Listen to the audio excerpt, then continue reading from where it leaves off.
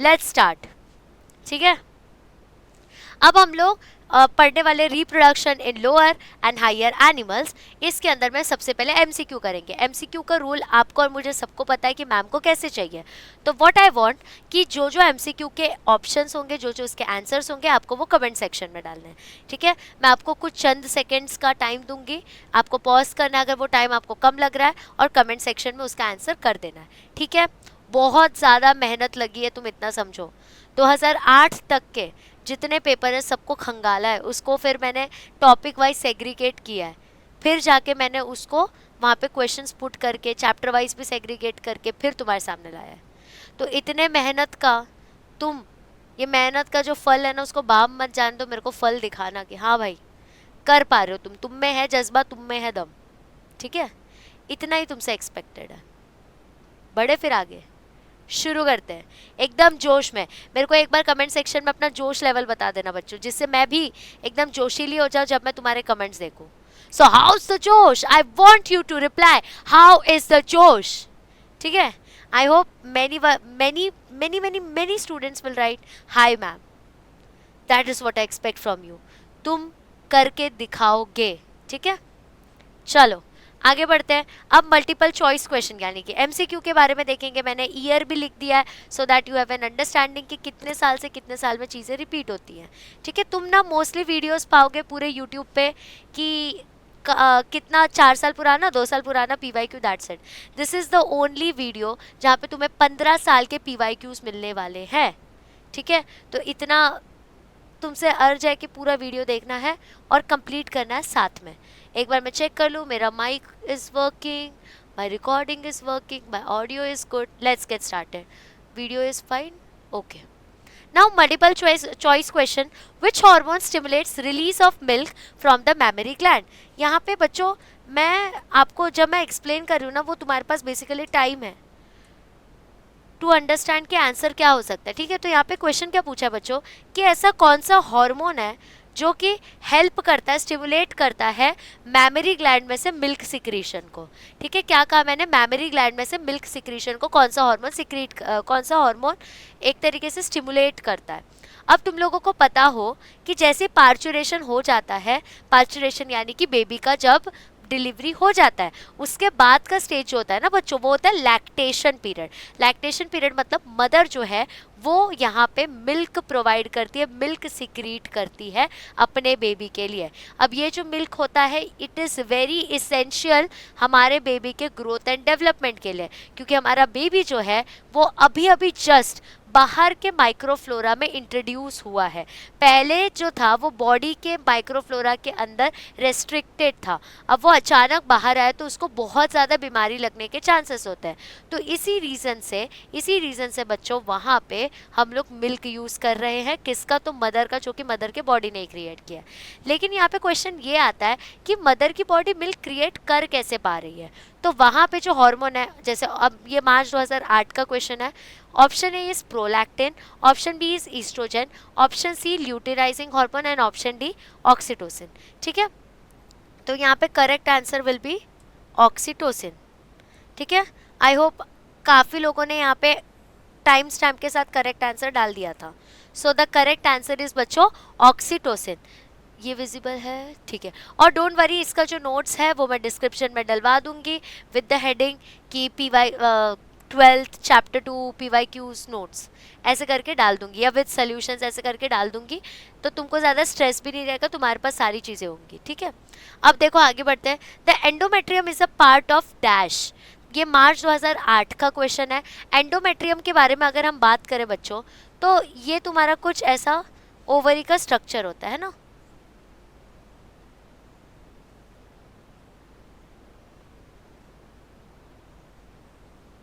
ठीक है, ये ओवरी का आपका स्ट्रक्चर है कुछ। और ये जो यूटेरस के अंदर बच्चों एक लाइनिंग प्रेजेंट होती है ना, ये यूटेरस के अंदर जो एक लाइनिंग प्रेजेंट होती है ना, इसको ही एंडोमेट्रियल लाइनिंग कहते हैं।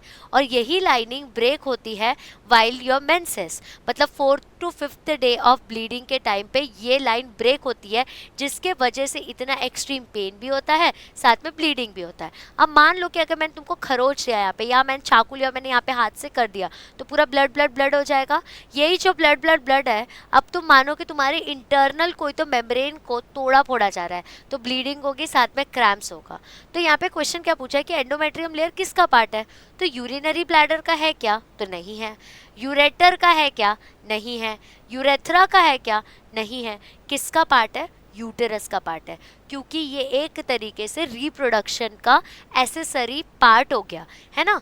क्योंकि जब एक बंदी कंसीव कर लेती है ना, यानी कि जब वो प्रेग्नेंट हो जाती है, उसके बाद वो एंडोमेट्रियल लेयर ही थिक होने लगता है और वहीं से प्लेसेंटा जुड़ता है अपना। तो इसके वजह से वो एक एसेसरी टाइप का मेम्ब्रेन है फॉर प्रेगनेंसी।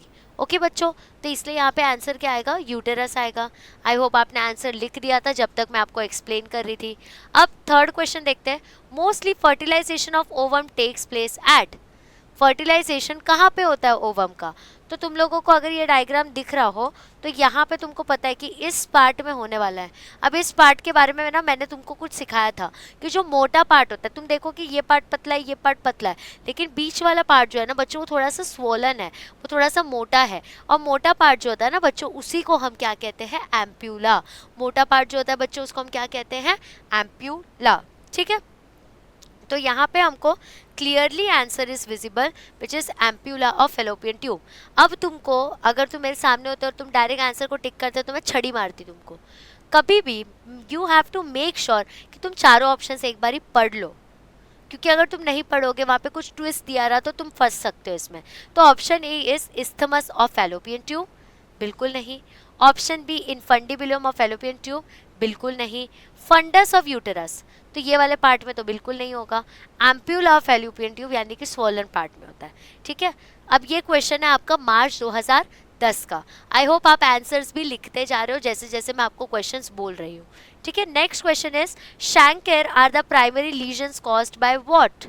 शैंकर यानी कि ऐसे छोटे छोटे फोड़ी हो जाते हैं, छोटे नहीं बड़े फोड़ी होते हैं, जैसे आम खाने के बाद फोड़ी होती है देखो, उसके ऊपर एक पीस जैसा आ जाता है और उसके बाद में वो ब्लीड होने लगता है। अगर तुम उसको खुजली करो या वहाँ पे कुछ लग जाए तो उसको ना शैंकर बोलते हैं, और वो प्राइमरी लीजन्स है। पूछा गया लेकिन किसके वजह से होता है, मार्च 2013 का क्वेश्चन है। ऑप्शन है नाइजेरिया गोनोरिया, ये गोनोरिया कॉज करता है। दूसरा हो गया Treponema pallidum, Plasmodium vivax and Salmonella typhi. तो जब तुमको शैंकर दिखता है ना, ये एक तरीके से साइन है कि सामने वाले बंदे को सेक्सुअली ट्रांसमिटेड डिसीज है। इसी के वजह से कभी भी जो तुम्हारा सेक्सुअल पार्टनर्स होगा आगे जाके फ्यूचर में, you have to make sure कि तुम्हारा जो कॉन्वर्सेशन है दैट इज़ वेरी क्लियर, कि तुम क्या उससे बात कर रहे हो। तुम्हें पता रहना चाहिए कि उसका सेक्सुअल हेल्थ कैसा है, उसका रिप्रोडक्टिव हेल्थ कैसा है, नहीं तो तुम्हें भी सेक्सुअली ट्रांसमिटेड डिसीजेस हो सकता है बच्चों। हम बहुत अभी यंग एज में है, तो हमारे हॉर्मोन्स ही ऐसे कि हमें गलत चीज़ें अट्रैक्ट करती है। But you should be aware कि तुम अपनी सेक्सुअल एनर्जी किसके साथ शेयर कर रहे हो, क्योंकि अगर तुमने यहाँ पे गलती की तो तुम उसके माइंडसेट के भी हो सकते हो, because you are sharing a sacred bond with someone. और अभी के जनरेशन में मैं ब्लेम नहीं कर रही, मैं खुद इतना ज़्यादा पुराने जनरेशन की नहीं हूँ, बट स्टिल अभी के इसमें क्या केस हो चुका है कि we don't care, we don't value relations, we don't value our relationship. कोई भी चीज़ को हम वैल्यू नहीं करते, ना मॉम डैड के रिलेशनशिप को वैल्यू करते हैं, ना हम अपने पार्टनर्स के रिलेशनशिप को वैल्यू करते हैं, ना फ्रेंड्स को वैल्यू करते हैं। बट जो गलत चीज़ें होती हैं हम उनके साथ ज़्यादा रह जाते हैं। तो ये सब प्राइमरी लीजन्स होते हैं जिसके थ्रू पता चल जाता है कि इसको STD है। So if a person have unprotected sexual intercourse with this type of person, सामने वाले बंदे को सेक्सुअली ट्रांसमिटेड डिसीजेस हो जाएगा। तो ये उसमें का ही एक पार्ट है। तो यू शुड बी अवेयर कि तुम किसके साथ अपना सेक्सुअल कांटेक्ट बना रहे हो। दैट इज़ द रीज़न, इसलिए आपको 10th में भी और 12th में भी दोनों तुम्हारा जो पीक एजेस है, जो एडोलेसेंस का एज है, उसी टाइम पे तुमको ये चैप्टर्स दिया गया सो दैट तुमको ट्यूनिंग किया जा सके। 10th स्टैंडर्ड में बहुत बेसिक लेवल पे था, 12th स्टैंडर्ड में तुम्हें थोड़ा डिटेल में समझाया कि तुम गलत ना करो, तुमसे कोई गलती ना हो, तुम अपने फ्रेंड्स को, अपने फैमिली को, अपने भाई बहनों को भी सिखा पाओ। ठीक है, तो जब मैं तुमको कोई टॉपिक भी पढ़ा रही हूँ तो तुम देखोगे कि मैं तुम्हारे रिवीजन भी करवा पा रही हूँ, कि तुम्हें ऐसे शॉकिंग नहीं लगे कि अरे यार ये तो टॉपिक ही नहीं आता मुझे। तो तुम टेंशन मत लो, मुझे पता है कि तुम्हारा कैसे PYQs करवाना है। ओके, तो इसका आंसर आएगा बच्चों ट्रैपोनेमा पैलिडियम। ठीक है, इसका आंसर क्या आएगा? ट्रैपोनेमा पैलिडियम। उसके अगर ये पर्टिकुलर माइक्रो ऑर्गेनिज्म ने मुझे डिजीज कॉज किया है तो उस टाइम पे मुझे शैंकेर का डेवलपमेंट होगा as a primary lesion. Okay, chancre development हो जाएगा मेरे में। अब बढ़ते हैं, आई होप आपने वो कर लिया हो। पहले ये बता दूं कि मार्च 2013 का क्वेश्चन है। आगे बढ़ते हैं। एकदम ऑनेस्टली तुमको ये सेशन अटेंड करना है, सच्ची बता रही हूँ। मैं तुम्हें कहा, मैं वादा नहीं करती, मैं वादा में बिलीव नहीं करती क्योंकि प्रोमिसेस ब्रेक होती है। मैं तुमको दावा कर रही हूँ कि तुम्हारे मार्क्स आएंगे, बट तुम्हें एकदम जो मैं पूछ रही हूँ, जो मैं करने बोल रही हूँ, उतना ज़्यादा ऑनेस्टी से काम करना है। ठीक है, आगे बढ़ते हैं। 5th क्वेश्चन मार्च 2014 का क्वेश्चन है। Pregnancy in second trimester is maintained by. Second trimester में चले गए, जैसे कि आपको पता है कि हमारा 9 मंथ 10 डेज का प्रेगनेंसी होता है, वो डिवाइडेड है 3 ट्राइमेस्टर में। हर ट्राइमेस्टर में 3 मंथ होते हैं। तो यहाँ पे पूछा जा रहा है बच्चों कि सेकेंड ट्राइमेस्टर में किसके वजह से सब मेंटेन होता है। ऑप्शन ए है ल्यूटिनाइजिंग हार्मोन, ऑप्शन बी है प्रोजेस्टेरॉन, ऑप्शन सी है ईस्ट्रोजन, और ऑप्शन डी है HCG which is human chronic gonadotrophin hormone. ठीक है, अब तुमको एक बात बता दूं, जब मैं लेक्चर भी पढ़ा रही थी उस टाइम भी मैंने आपको बताया था कि प्रोजेस्टेरॉन P, उससे याद रखना प्रेगनेंसी हार्मोन। तो सेकेंड ट्राइमेस्टर में मेन जो तुम्हारा प्रेगनेंसी रेगुलेशन का काम है, ऑर्गन डेवलपमेंट का काम है, ये सारा कुछ जो है ना, ये हमारा प्रोजेस्टेरॉन करता है। जब तुम प्रेगनेंसी किट में चेक भी करते हो ना, यूरिन डालते हो, फिर 2 लाइन्स आते हैं, वो चेक करने वाला जो फैक्टर होता है, वहाँ पे भी कहीं ना कहीं तुम्हारे प्रोजेस्टेरॉन का हाथ होता है। ठीक है बच्चों, तो यहाँ पे correct answer will be B option. चलो आगे बढ़ते हैं 6th क्वेश्चन की तरफ। Gemmule formation takes place in. अब जो तुम्हारा गेम्यूल फॉर्मेशन था, यानी कि एक सर्कल बनता है, उसके ऊपर एक काइटिनस लेयर, अंदर छोटे छोटे गैम्यूल का फॉर्मेशन, एंड उसके बाद में वो ब्रेक हो जाना, that is nothing but your gemmule formation. तो ये अक्टूबर 2014 का क्वेश्चन है। अब तुमको पता है कि गेम्यूल जो है it is typically for sponges, Porifera करता है ये।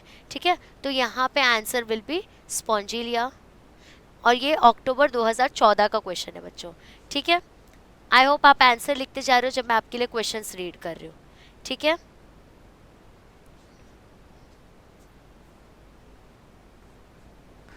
अब 7th क्वेश्चन की तरफ बढ़ते हैं। In which of the following haploid cell a whole genome in human being is present.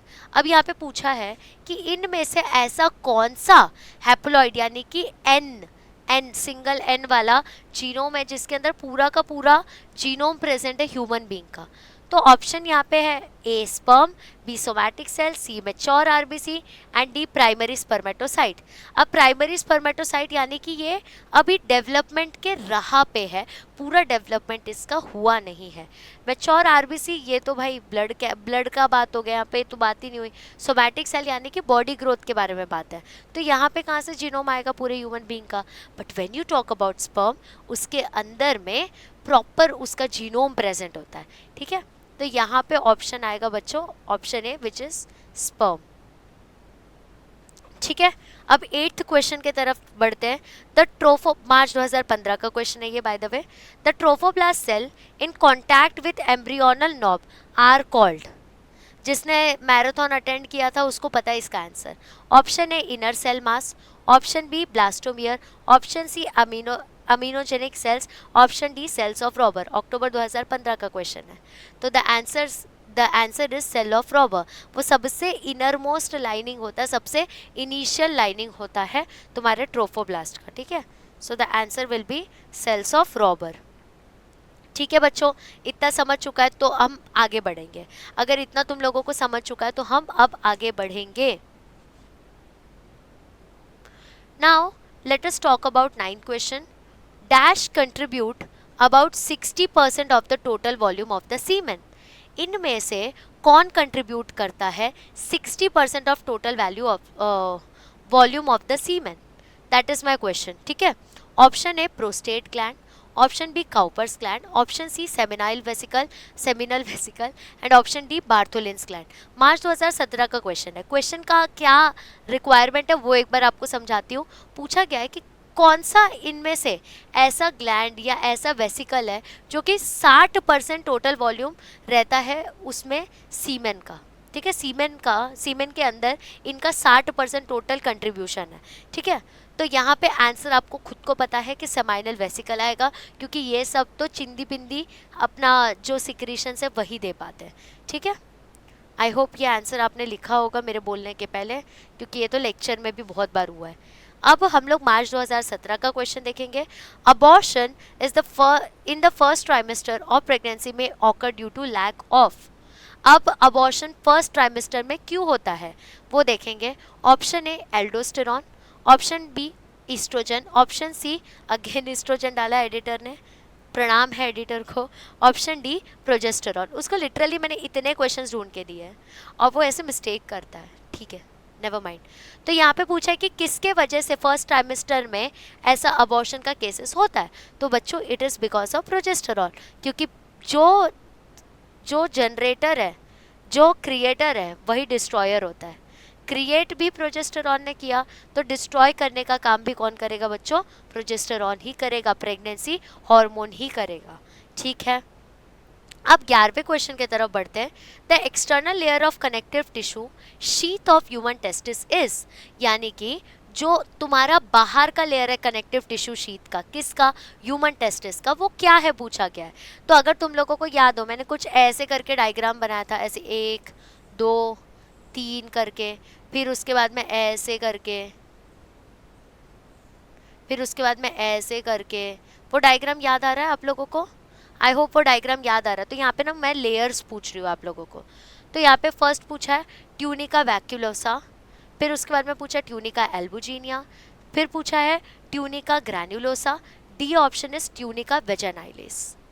तो यहाँ पे सबसे ज़्यादा एक्सटर्नल लेयर कौन सा है बच्चों? तो that is tunica albuginea. Okay, अब बच्चों आगे बढ़ते हैं 12th क्वेश्चन की तरफ, जो कि आपको पूछा गया मार्च 2018 में। विच of the following is mesodermal in origin, यानी कि इनमें से कौन सा मीजोडर्म में प्रेजेंट है। ठीक है, option A retina, option B enamel of teeth, option C heart and option D liver. Mesodermal मतलब क्या होता है तुमको पता है कि यहाँ पे बच्चों outer most layer is ectoderm, बीच अंदर का लेयर इज एंडोडर्म और बीच का लेयर इज मिजोडर्म। तो यहाँ पे पूछा सबसे मिजोडर्म से कौन सा जनरेटेड यहाँ पे ऑर्गन है तुम्हारे पास। तो it is nothing but your heart, क्योंकि यहाँ पे बेबी के डेवलपमेंट के बारे में बात चल रही है, इसलिए यहाँ पे ये क्वेश्चन पूछा गया। यहाँ पे किस कॉन्टेक्स्ट में क्वेश्चन पूछ रहे पता है? कि जब बेबी डेवलप हो रहा है तो मिजोडर्म में से उसका क्या चीज़ डेवलप हो रहा है। ठीक है, हमने यहाँ पे 12 क्वेश्चन किए हैं। मुझे क्या चाहिए आप लोगों से पता है? जिसने अभी आंसर नहीं दिया है, ये जो मेरे टोटल 12 क्वेश्चंस हुए हैं, जो यहाँ पे आंसर नहीं दे पाया है वो इसका आंसर देंगे। ऐसे मैं बीच में टाइम देने वाली हूँ, क्योंकि मैंने ऑब्जर्व किया कि फर्स्ट वाले में तुमको टाइम कम मिल रहा था आंसर देने का। अब ये 12 MCQs का तुमको मुझे बताना है कि तुमको 12 आउट ऑफ कितना आया। ठीक है, ये मेरा क्वेश्चन है आप लोगों से कि आउट ऑफ 12 आपका कितना आया, और ये चीज़ पता करने के लिए मैं आपको देने वाली हूँ टाइम 5 मिनट्स। ओके, तो 5 मिनट्स में you have to tell me कि तुम्हारा कितना आया है।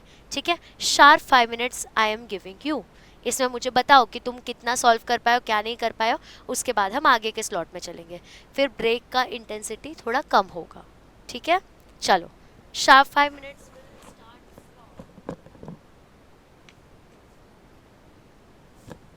Will start from now. मैं यहीं पे हूँ।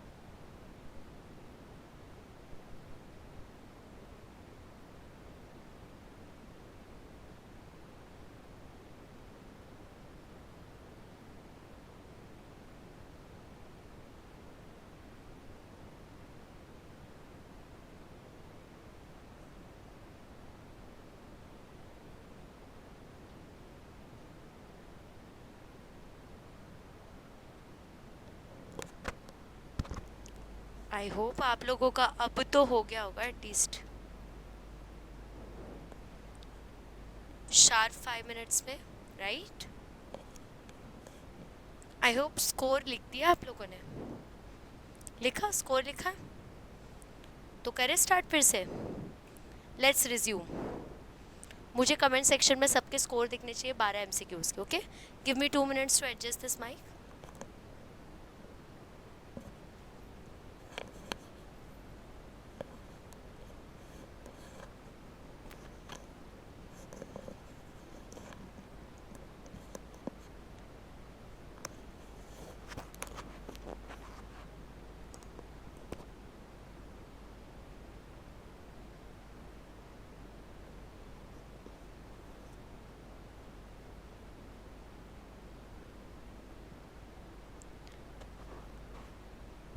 चलो बच्चों, अब तोड़ फोड़ देते हैं।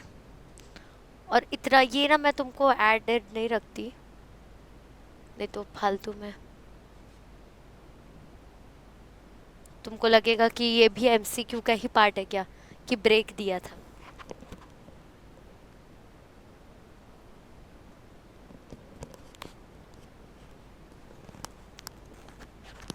एंड तुम्हारे पास डायग्राम बेस्ड क्वेश्चंस भी हो चुके हैं ना बच्चों? And now we are doing PYQs। ऐसे ही धीरे धीरे करके 1 मार्क क्वेश्चंस भी लाऊंगी मैं, बस तुम पढ़ाई करो यार, और कुछ नहीं चाहिए, ठीक है? Now 13th question, approximately how many eggs are produced by a normal healthy human female up to the age of 25 if the age of menarche is 12 years, ठीक है? तो यहाँ पे क्या पूछा गया है कि अप्रोक्सीमेटली कितने अंडे बन चुके होंगे, कितने अंडे प्रोड्यूस हो चुके होंगे एक नॉर्मल हेल्दी ह्यूमन फीमेल के 25 एज तक। यहाँ पे मेन चीज़ क्या है, 25 एज। एंड अगर मेनार्क जो है वो स्टार्ट हुआ है 12 साल से, तो हम लोग लिखेंगे स्टार्ट 12 ईयर्स और पूछे 25 ईयर्स तक का, टिल 25। तो अगर बच्चों आप इसको माइनस करोगे तो क्या आएगा, 25 माइनस 12, 3 मतलब 13 ईयर्स का पूछ रहे हैं लोग, है ना? To find 13 years. अब तुमको पता है कि 13 ईयर्स में 12 महीने होते हैं। अब तुमको क्या करना है, 13 इंटू 12 कर दो, तो 3 2 ज़ा 6, 2 3 1 6 6 1, ठीक है? मतलब यहाँ पे आपको 166 आ रहा है, ठीक है? तो यहाँ पे आपको समझ गया। अब इसके अंदर तुमको पता है ना 3 साल में रिपीट होता है लीप ईयर, ठीक है? तो उसमें एक एक दिन एक्स्ट्रा होता है, तो उसका हमें +3 ऐड करके चलना है, जिसके हिसाब से आंसर विल कम एज 169। तो यहाँ पे हम देखेंगे 169 से सबसे क्लोज ऑप्शन कौन सा है, तो इट इज़ ऑप्शन ए। तो यहाँ पे आंसर विल बी 169। तो यहाँ पे हमने क्या किया, तुमको समझ आया? यहाँ पे हमने देखा कि कब से मेनार्क स्टार्ट हुआ, कब तक का मुझे कैलकुलेट करना है। हर साल में 12 महीने होता है, वो 12 महीने से मैंने कितने साल का कैलकुलेट करना है वो मंथ निकाल लिया। हर मंथ में एक बार आता है, और लीप ईयर वगैरह जो होता है, मतलब एक्स्ट्रा डेज जो होते हैं, वो सब मैंने काउंट करके 169 डेज निकाल लिए, ठीक है? सॉर्टेड एक छोटी बच्ची यहाँ पे बोलती है खाना दो ना मुझे। ये जुलाई 2019 का क्वेश्चन है, बाय द वे ये 1 मार्क क्वेश्चन में आया था। तो ऐसे एप्लीकेशन बेस्ड क्वेश्चंस भी आपको आते हैं, ठीक है? 14th क्वेश्चन देखेंगे बच्चों, identify the cell labelled A in the transfer section of testis. March 2020 का क्वेश्चन है। तो यहाँ पे ऑप्शंस है, हाय आ जाओ आपको बच्चों से मिलाती हूँ। उनको बोलना पढ़ाई करो, ठीक है? फिर उसके बाद में आप पढ़ाई करना। रुको रुको, इधर बोलो। हाय बच्चों। बोलो बच्चों, आप ना पढ़ाई पढ़ाई करो। करो। मैंने बोला ना एक बच्ची है यहाँ पे क्यूट सी, क्यूटी। चलो अब मुझे पढ़ाने दो, ठीक है? पेंटिंग नहीं करनी है, अब दीदी पढ़ा रही है ना। आप अच्छे बच्चे हो ना बच्चों?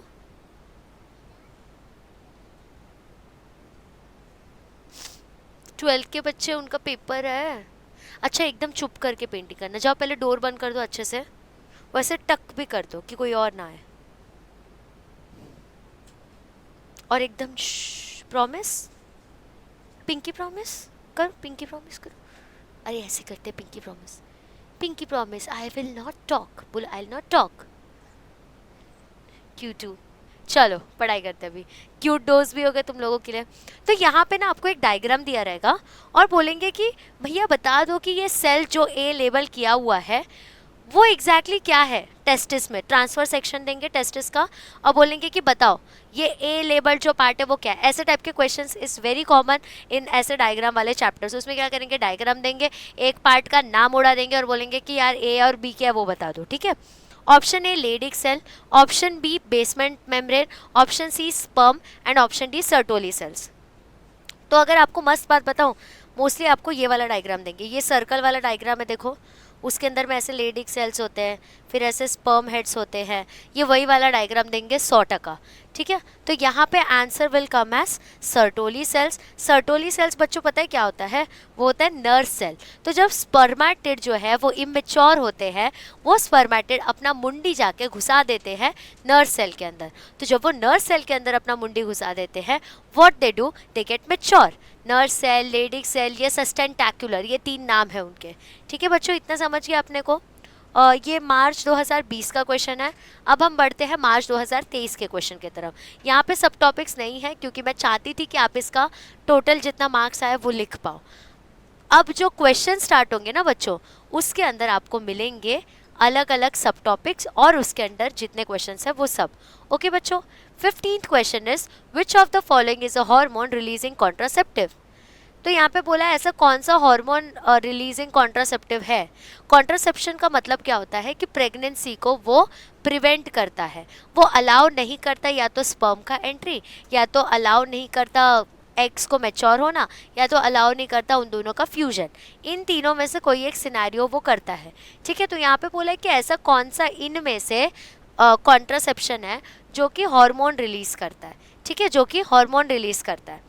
तो यहाँ पे ऑप्शन ए है कॉपर टी, ऑप्शन बी है copper 7, option C multiload 375 and option D is LNG20, ठीक है। Option D is LNG20। तो बच्चों यहाँ पे आएगा आपका आंसर LNG20, ठीक है। बाकी सब जो है ना आप मतलब वो इंट्रा यूटेरिन डिवाइसेस है, इसको मेरे को इंसर्ट करना पड़ेगा, वो हार्मोन रिलीज नहीं करते। Naina you promised me that you will sit quiet, otherwise I will make you go out. आपको बाहर जाना है, बाहर जाओगे तो आप क्या करोगे, गुड गर्ल। चलो 16th क्वेश्चन पढ़ेंगे हम लोग, मार्च 2024 का क्वेश्चन है बच्चों। कितना पास आ चुके हैं अपने साल से वो देखो। इन एब्सेंस ऑफ फर्टिलाइजेशन, मतलब जब फर्टिलाइजेशन नहीं हो रहा तब कॉर्पस लूटियम जो है वो डीजनरेट हो जाएगा किस में, यानी कि ये मेंस्ट्रुअल साइकिल का टॉपिक के बारे में बोल रही है। ये बोल रही है कि हमारा एग जो है वो सज धज के बेटा जी तैयार बैठा था, लेकिन स्पर्म आया ही नहीं। अगर स्पर्म नहीं आया यानी कि फर्टिलाइजेशन नहीं हुआ, अगर फर्टिलाइजेशन नहीं हुआ यानी कि हमारा कॉर्पस ल्यूटियम जो है वो डीजनरेट हो जाएगा। तो वो नेक्स्ट स्टेज क्या बनाएगा, option A tunica albuginea, option B membrana granulosa, option C zona pellucida, option D corpus albicans. तो here the correct answer is corpus albicans, ठीक है बच्चों। यहाँ पे करेक्ट आंसर क्या रहेगा, कॉर्पस एल्बिकेंस, राइट। तो अब तुम एक बात बताओ, ट्यूनिका एल्बुजिनिया क्यों नहीं है, क्योंकि ट्यूनिका एल्बुजिनिया एक लेयर है। पता है किसका लेयर है वो, जो हम लोग ट्रांसफर सेक्शन ऑफ टेस्टिस देखते हैं ना, उसमें लेयर होता है ट्यूनिका एल्बुजिनिया। और अगर तुम मेम्ब्रेना ग्रैन्युलोसा के बारे में बात करो तो ये तो ग्रैन्यूल्स के बारे में बात हो गई, जोरा पेल्यूसिडा तो भैया स्पर्म के हेड के बारे में बात चल रही है। तो यहाँ पे the only correct answer and option is corpus albicans, ठीक है। कितनी क्यूट बच्ची थी ना वो, देखो तुमको बोल रही थी पढ़ाई करो। देखो बच्ची को भी पता है पढ़ाई नहीं करेंगे तो गुड गर्ल गुड बॉय नहीं बनेंगे। और बताओ तुमको नहीं पता है।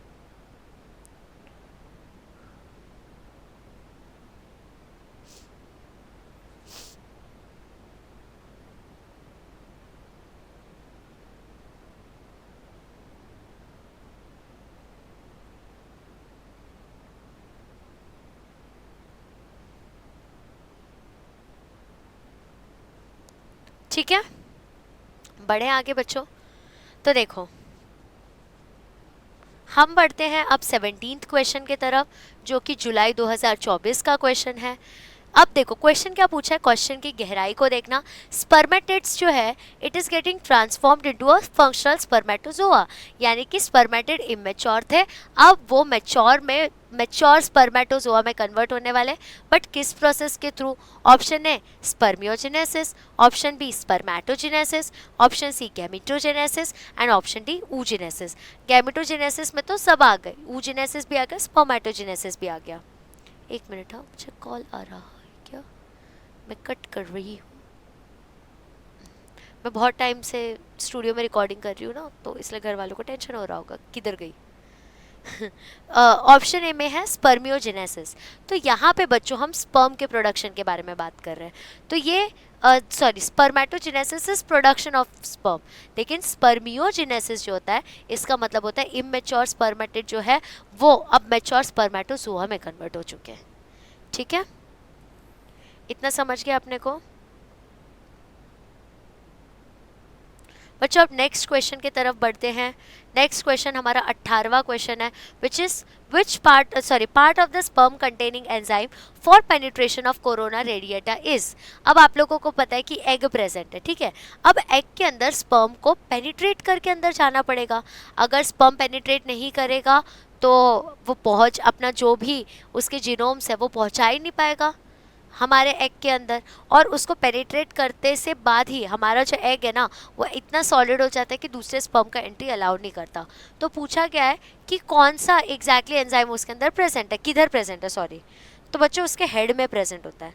अगर तुम ये स्ट्रक्चर देखो ना, तो ये जो उसका टेल है वो मूवमेंट में हेल्प करता है, और हेड जो है ना वो पेनिट्रेशन में हेल्प करता है। ठीक है, ये फरवरी 2025 का क्वेश्चन है बच्चों। अब आगे बढ़ते हैं। असेक्सुअल रिप्रोडक्शन, मतलब ये अब हम लोग सारे क्वेश्चंस रिलेटेड बात करने वाले हैं। मुझे फटाक से पहले ये बता दो कितने मार्क्स है, मुझे बता दो 18 में से कितने मार्क्स है। फटाक से कमेंट सेक्शन में बताना 18 में से कितने मार्क्स है, एकदम फटाके से।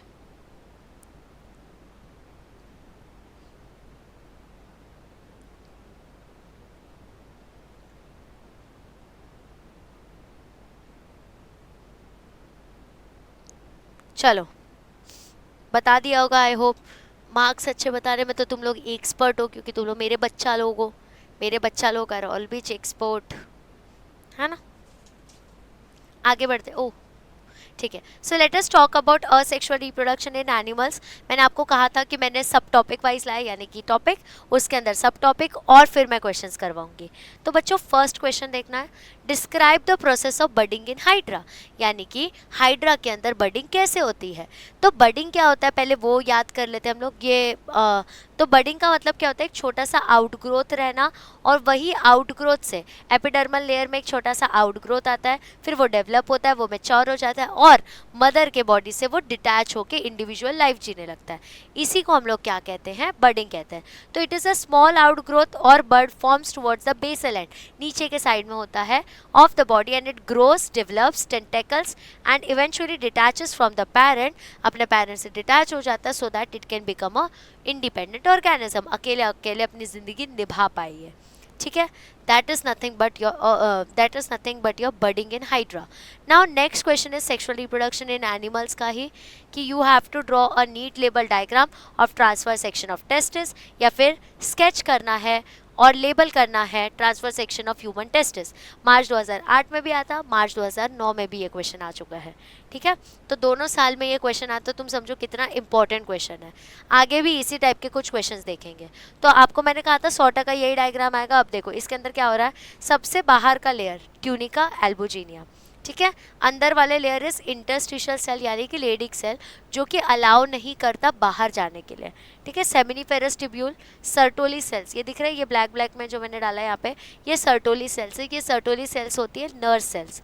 फिर स्पर्म बंडल, उसके ऊपर स्पर्म बंडल होते हैं सो दैट स्पर्मियोजेनेसिस कर पाए, ये बीच में कनेक्टिव टिश्यू रहता है। So that is how you will draw transfer section of testis. Transfer section का मतलब क्या होता है कि मैंने ऊपर से नीचे इसको ऐसे कट कर दिया, तो कैसे एग्जैक्टली टेस्टिस दिखता है ना वो मुझे दिखा यहाँ पे। तो आई होप ये डायग्राम आप एकदम अच्छे से ड्रॉ कर पाओ। ये सब PYQ सॉल्व कर करके बुक में मुझे फ़ोटो भेजा करो, मैं डेफिनेटली सबसे अच्छे ज़्यादा प्रेजेंटेशन वाले बंदे का नाम भी लूँगी, ठीक है। Next question, sketch and label seminiferous tubule as seen in the transfer section of testis, refer to question number 1 transfer section of testis. March 2013 मैंने क्या बोला, type of question is different, इसमें शब्द अलग लिखे हुए हैं लेकिन इसकी फीलिंग्स क्या है कि ट्रांसफर सेक्शन ऑफ टेस्टिस बता दो, है ना। तो भले ये मार्च 2013 में आया, वो 9 में आया, टाइप ऑफ क्वेश्चन सेम ही हो गए और there is a high possibility कि 2026 के पेपर में भी आ जाए, there is no harm, same ही टाइप का तो क्वेश्चन है। नेक्स्ट इज अक्टूबर 2013 का क्वेश्चन, व्हाट इज एम्फीमिक्सिस। तो बच्चों एम्फीमिक्सिस जो होता है या फिर सेक्सुअल रिप्रोडक्शन जो होता है, इसमें ऐसा प्रोसेस है जिसमें ऑफस्प्रिंग प्रोड्यूस हो रहे हैं but through the formation of gametes, यानी कि हमारा वाला जो रिप्रोडक्शन होता है। तो एम्फीमिक्सिस और sexual reproduction is the process of reproducing offspring through the formation of fusion of gametes. तो यहाँ पे सबसे इंपॉर्टेंट पॉइंट क्या हो रहा है, through the formation of fusion of gametes. अब तुम देखो ना यार, एम्फीमिक्सिस मतलब यहाँ पे इंसान कंफ्यूज हो जाएगा कि भैया पूछ क्या रहा है। यहाँ पे ज़्यादातर जब तुम पूरे 15 चैप्टर लेके बैठते हो ना, तब तुम्हें ज़्यादा कन्फ्यूजन होगा कि यार एम्फीमिक्सिस कर तो रहा है, कहीं ये फर्स्ट चैप्टर का तो नहीं है।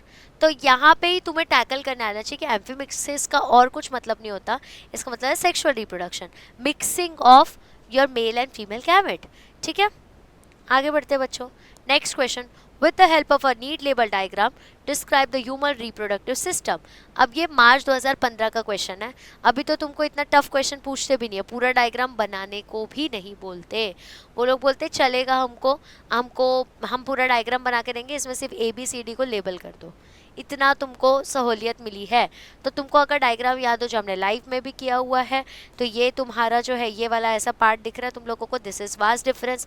सबसे पहले टेस्टिस है, टेस्टिस के अंदर में तुम्हारा स्पर्म प्रोड्यूस हो रहा है जो कि एपिडाइडाइमिस से बाहर क्या, वास्ट डिफरेंस। फिर सेमाइनल वेसिकल अपने सारे सिक्रीशंस देता है, 60% का सीमेन बना देता है।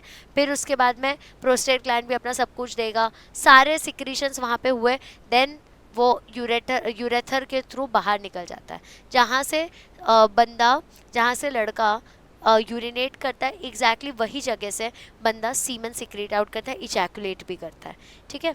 तो यहाँ पे देखो इट कंसिस्ट ऑफ टेस्टिस, क्या क्या उसके अंदर इंक्लूडेड है, टेस्टिस जो कि प्राइमरी सेक्स ऑर्गन है। क्यों प्राइमरी सेक्स ऑर्गन है बच्चों, क्योंकि वहीं पे स्पर्म प्रोडक्शन होता है।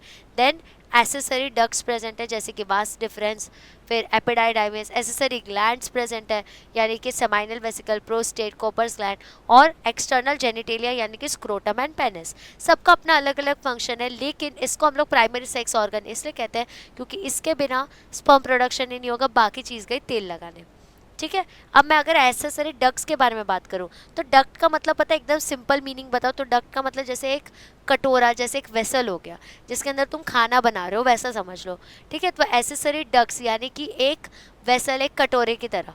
तो यहाँ पे एग्जांपल हो गया वास्ट डिफरेंस, वहाँ पे देखो एक कटोरे जैसी जगह होती है जिसके अंदर सारी चीज़ें आ रही है।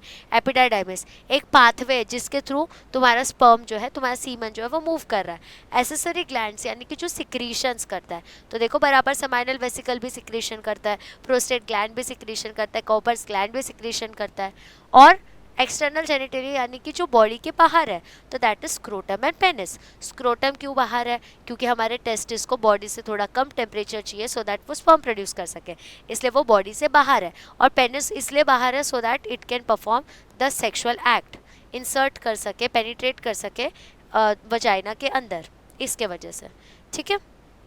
ये diagram is very very important, बिना इसको प्रैक्टिस के लिए जाना ही नहीं है, ठीक है। Next question, give the functions of uterus और mention any 2 functions of uterus. यहाँ पे देखो 2 साल के क्वेश्चन बताएं, अक्टूबर 2015, फिर 2 साल के गैप में फिर से पूछा अक्टूबर 2017 में। क्या पूछा कि यूटेरस का फंक्शन बता दो, या तो अलग टाइप का क्वेश्चन कैसे आ सकता है, एनी 2 फंक्शंस ऑफ यूटेरस बता दो। अब यूटेरस जहाँ पे बेबी ग्रो करने वाला है, यहाँ की बात चल रही है ना, तो तुम लोग यहाँ पे क्या लिख सकते हो कि यूटेरस के ही अंदर क्या आता है बच्चों, ओवम आता है, जो तुम्हारा बना हुआ मैच्योर ओवम है वो आता है। उसके बाद में वहीं पे इम्प्लांटेशन भी होता है, तुम्हारे यूटेरस में ही इम्प्लांटेशन भी होता है, तुम्हारे यूटेरस में ही गेस्टेशन पीरियड भी होता है, तुम्हारे यूटेरस से ही पार्चुरेशन भी होता है यानी कि बेबी का ग्रोथ भी होता है, बेबी का डिलीवरी भी होता है, और वहाँ पे प्लेसेंटा बनता है जो कि मेरे फीटस के डेवलपमेंट के लिए इम्पॉर्टेंट है, जो मेरे फीटस के डेवलपमेंट के लिए इम्पॉर्टेंट है। तो that is how my uterus is extremely important. तो मेरे यूटरस जो है वो क्या क्या करता है, वो ओवम को रिसीव करने का काम करता है, वो प्लेसेंटा डेवलप करने का काम करता है बच्चों। फिर उसके बाद में इम्प्लांटेशन हो गया, गेस्टेशन हो गया, पार्चुरेशन हो गया। मेजर इवेंट जो है ना हमारा यूटरस करता है, ठीक है। बेबी ग्रो कर रहा है, उसके पास प्लेसेंटा है, ये सब कुछ कैसे कर पा रहा है वो, क्योंकि यूटरस का वहाँ पे एक स्ट्रॉन्ग पकड़ है, ठीक है। इतना समझा? एक सिप पानी पी लो, तुम भी पी लो पानी, सफ़र लंबा है।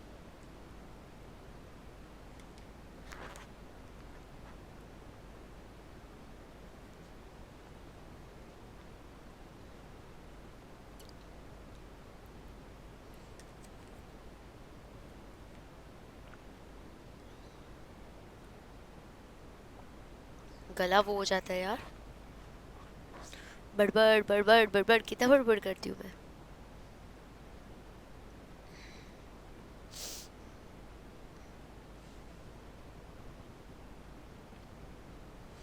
ठीक है, समझा कैसे सालों साल क्वेश्चंस, ये एवरग्रीन क्वेश्चंस रिपीट ही होते रहते हैं, है ना। आगे बढ़ते बच्चों नेक्स्ट क्वेश्चन की तरफ। Sketch and label human male reproductive system. अभी थोड़ी देर पहले हमने देखा था, ये क्वेश्चन फिर से इधर आ गया मार्च 2017 में, क्वेश्चन नंबर 4 में ही हमने देखा था। तो एग्जैक्टली वही डायग्राम आपको बनाना है यार, क्या ही है उस डायग्राम में, बस वो डायग्राम आपको बना लेना है ना। ये ऐसे करके बना लो। मुझे चाहिए कि आप डायग्राम्स बनाओ और मुझे फ़ोटोज़ भेजो, बहुत खूबसूरत खूबसूरत डायग्राम्स के। वैसे तो टाइम नहीं है अब आपके पास खूबसूरत डायग्राम्स बनाने का, बट स्टिल थोड़ा सा जब तुम टाइम पास कर रहे हो तो उसी टाइम पे प्रैक्टिस कर लो, इतना तो यू कैन डू, है ना। तो चलो तुम लोग डायग्राम्स बनाना डेफिनेटली। देख रहे हो कैसे क्वेश्चंस रिपीट होते हैं और हमको लगता है कि PYQ जो है that can be ignored. Bye the वे तुम लोगों से एक सजेशंस चाहिए था कि तुमको क्वेश्चन बैंक चाहिए क्या, एज इन बोर्ड का जो क्वेश्चन बैंक है, you want me to solve that, तो आई कैन डू दैट। तुम मुझे बताओ, साथ में मिलकर सॉल्व कर लेंगे हर चैप्टर का, वी हैव क्वेश्चन बैंक, ठीक है। आगे बढ़ते हैं। Identify A, B, C and D and the given diagram of human reproductive system. तो बच्चों यहाँ पे A, B, C and D ये बताना है आपको। अब ये डायग्राम हम देखते आए हुए हैं, ये A से क्या है, टेस्टिस है, B से वास डिफरेंस है, D से प्रोस्टेट ग्लैंड है और C से सवाइनल वेसिकल है। तो ये मैंने ऑलरेडी बता दिया, but you have to write this. इसका सोल्यूशन आप डालोगे कमेंट सेक्शन में। फिर से बता देती हूँ इन केस नहीं दिखा है, ध्यान देना। A is your testis, B is your vas deferens, D is your prostate gland, C जो है तुम्हारा समाइनल वेसिकल है, ठीक है बच्चों। इतना क्लियर है, तो आगे बढ़ते हैं। इसका आंसर लिखना है आपको। Now draw a neat and proportionate diagram of Graafian follicle and label oocyte and antrum, explain its structure in brief. अब ग्राफियन फॉलिकल क्या होता है बच्चों, तो यहाँ पे हम लोग डेवलपमेंट की, फर्टिलाइजेशन के टाइम की बातें कर रहे हैं। तो यहाँ पे आपको ग्राफियन फॉलिकल ड्रॉ करना है और साथ साथ में आपको लेबल करना है कि oocyte क्या होता है और उसके स्ट्रक्चर को एक्सप्लेन करना है, ठीक है। तो ये आपका ग्राफियन फॉलिकल का स्ट्रक्चर है। आपको एक चीज़ बताती हूँ, जो फीमेल होती है ना वो थोड़ी नटखट होती है, उसको ना अच्छे पोशाक पहनना पसंद है। तो जब तक वो अपने ऊपर लेयर्स नहीं डालती ना, जब तक वो सुंदर कपड़े नहीं पहनती ना, तब तक वो अपना आगे का काम ही नहीं करती डेवलपमेंट का। मेल को देखो, they are not having any layers, मतलब वो लोग कुछ ऐसा सुंदर पोशाक पहन के नहीं आते, ऐसे नग्न बग्न आ जाते हैं। बट फीमेल जो होती है ना, वो अपने ऊपर थीका एक्सटर्ना, थीका इंटरना, ये सब फलाने ढिकाने चीज़ें बनाती है, ठीक है। तो ये देखो बच्चों, ये आपका oocyte हो गया, मतलब मेन तुम्हारा एग का बात, उसके ऊपर में कोरोना रेडिएटा हो गया। फिर ये दिख रहा है आप लोगों को ग्रैन्युलोसा सेल। अब ये ग्रैन्युलोसा सेल के ऊपर में थीका इंटरना, थीका एक्सटर्ना, ये 3 स्टेजेस में होता है। फर्स्ट स्टेज में ये थीका इंटरना, थीका एक्सटर्ना कुछ नहीं रहता, सेकेंड स्टेज में थीका इंटरना आता है, फिर उसके बाद वाले स्टेज में थीका एक्सटर्ना भी आ जाता है, और बीच में जो खाली जगह दिखती है ना, उसको हम लोग एंट्रम कहते हैं, ठीक है। तो that is how your graafian follicle is, ठीक है बच्चों। आगे बढ़ते हैं। Now you have to distinguish between human sperm and ovum. March 2024 का क्वेश्चन है। कभी कभी ना इसमें तुमको बोल देते इस कॉन्टेक्स्ट से बताओ, जैसे बोल देंगे कि इसके अंदर क्रोमोसोम कैसा है, उस कॉन्टेक्स्ट से बताओ, तो वो लोग ना स्पेसिफाई करेंगे कि इस कॉन्टेक्स्ट से बताओ। तो इवन तो तुम्हारे पॉइंट्स राइट है, अगर तुमने उस कॉन्टेक्स्ट से नहीं बताया तो तुम्हारे मार्क्स जा सकते हैं। ठीक है, तो इतना तुमको पता रहना चाहिए कि मार्क्स किधर किधर जा सकते हैं। ठीक है, नाउ अगर मैं स्पर्म के बारे में बात करूँ तो वो है मेल गैमेट, जो ओवम है वो है फीमेल गैमेट। इतना अपने को पता है बचपन से। स्पर्म जो होता है वो मोटाइल होता है क्योंकि उसके पास फ्लैजिला है। बच्चों कुछ ऐसा स्ट्रक्चर है स्पर्म के पास, तो वो मूव कर सकता है, यानी कि वो मोटाइल है।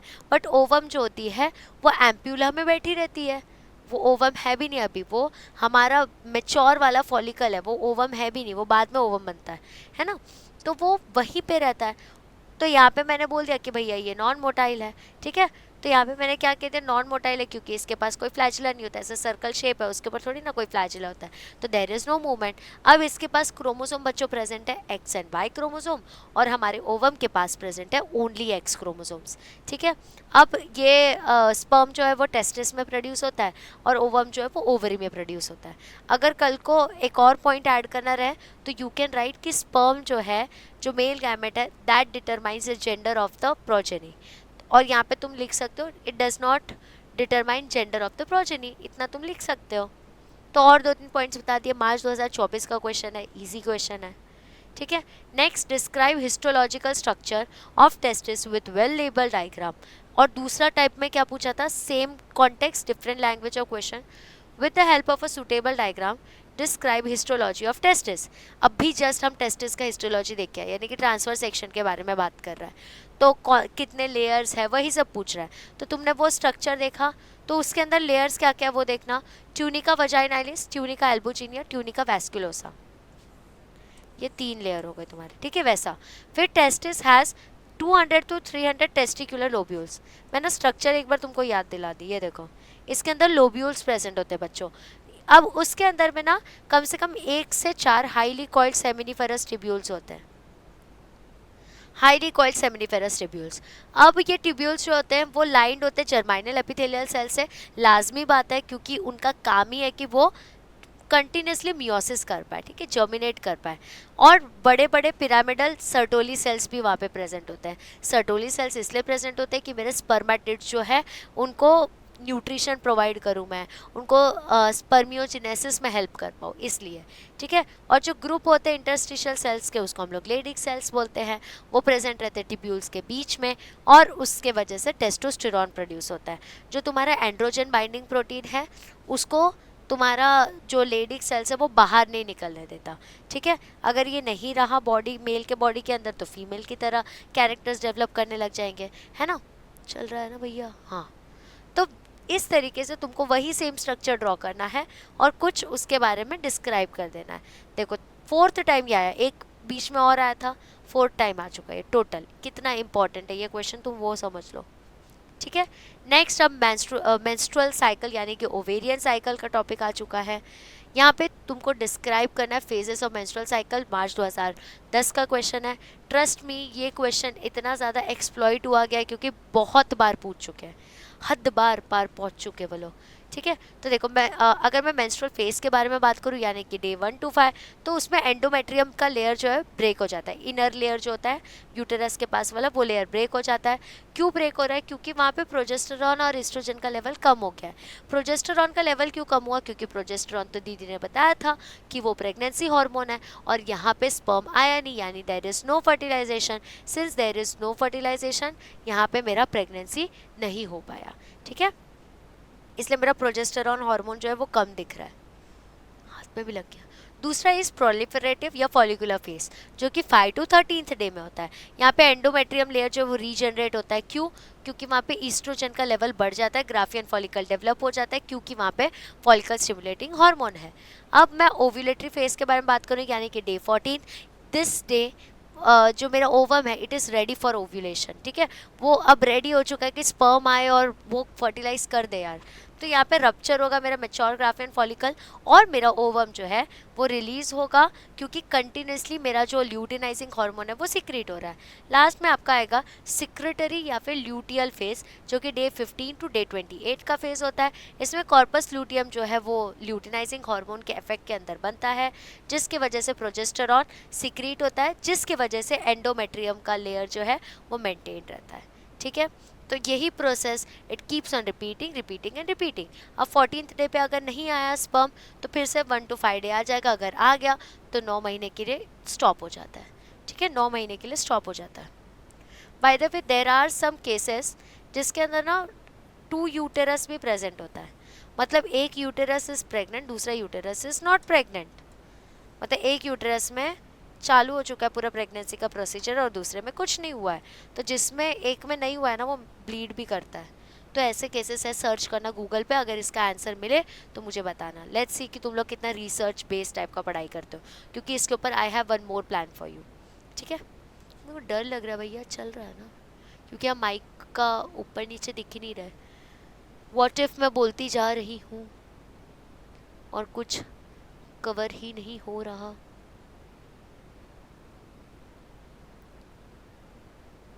तब तो भैया दिक्कत हो जाएगी। एक बार मैं स्टूडियो वाले भैया को पूछ लूँ, उनको मैसेज करके रखती हूँ एटलीस्ट।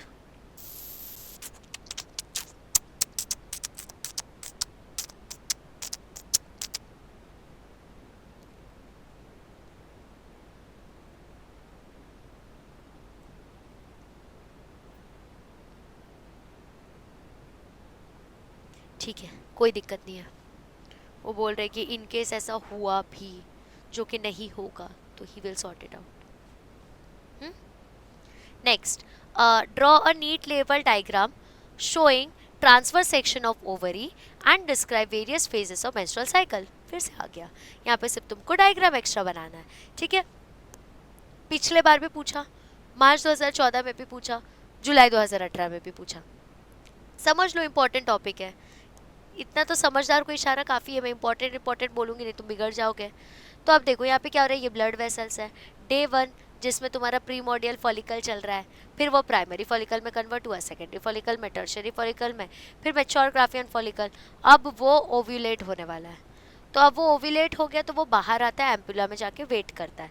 ठीक है, अगर नहीं आया स्पर्म तो फिर जर्माइनल एपिथेलियम कॉर्पस लूटियम बनता है। अभी भी स्पर्म नहीं आया तो it gets converted into corpus albicans और बाद में वो नष्ट हो जाता है और बॉडी से बाहर निकल जाता है वाया योर मेंस्ट्रुअल ब्लड। ठीक है, यही चीज़ है, तो एक्सप्लेन करनी है आपको। अब मैं अगर हर चीज़ लिखते जाऊँ, एक्सप्लेन करते जाऊँ, तो ये वीडियो तो 4-5 घंटे का हो जाएगा और तुम्हारे पास इतना टाइम नहीं है। I know that, I value your time and I know कि तुम्हारे पास बहुत कम टाइम है, इसलिए मैं इतना ज़्यादा तुमको प्रेशराइज नहीं कर रही यहाँ पे। ओके बच्चों, आगे बढ़ते हैं। After puberty human female shows cyclic change in her, देखो case study base, cyclic changes in her reproductive system, explain structural and hormonal changes in the uterus. तो अभी यहाँ पे क्या बोला, प्यूबर्टी के बाद ह्यूमन फीमेल जो है ना वो साइक्लिक चेंजेस दिखाते हैं उनके रिप्रोडक्टिव सिस्टम में। तो कौन सा हार्मोनल या स्ट्रक्चरल चेंजेस हो रहा है यूट्रस में, तो तुम लोगों को अगर याद हो तो मैंने ना एक डायग्राम तुम लोगों को दिखाया था कि दिस इज यूट्रस का ओवरी का change, this is hormonal change. ऐसा एक ग्राफ बेस्ड डायग्राम था, बस वही डायग्राम यहाँ पे बनाना है आप लोगों को।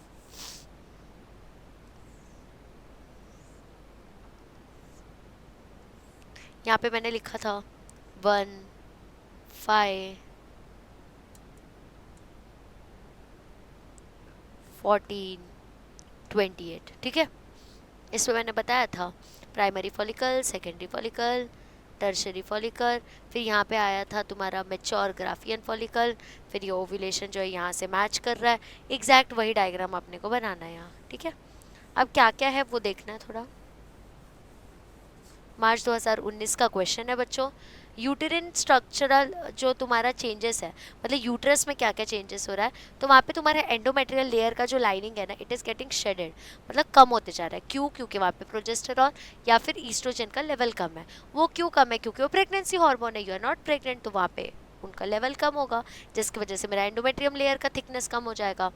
फिर रीजनरेशन होना स्टार्ट होता है, मतलब जैसे ही पता चल गया कि हाँ अभी शेडिंग हो गया, अब रीजनरेट होगा, यहाँ पे ईस्ट्रोजन बढ़ गया क्योंकि रीजनरेशन हो रहा है, फिर उसकी वजह से थिकनिंग हो गया, मतलब प्रोजेस्टेरॉन ईस्ट्रोजन बहुत ज़्यादा है, तो वो बाद में इतना थिकनिंग हो जाता है कि कॉर्पस लूटियम बन जाता है, फिर स्पर्म नहीं आया, फिर टूट गया, फिर सारा प्रोसीजर वैसे ही, फिर उसके बाद में थिकनिंग, फिर उसके बाद में थिनिंग, वही वाली चीज़ें चलती रहती है कंटिन्यूसली।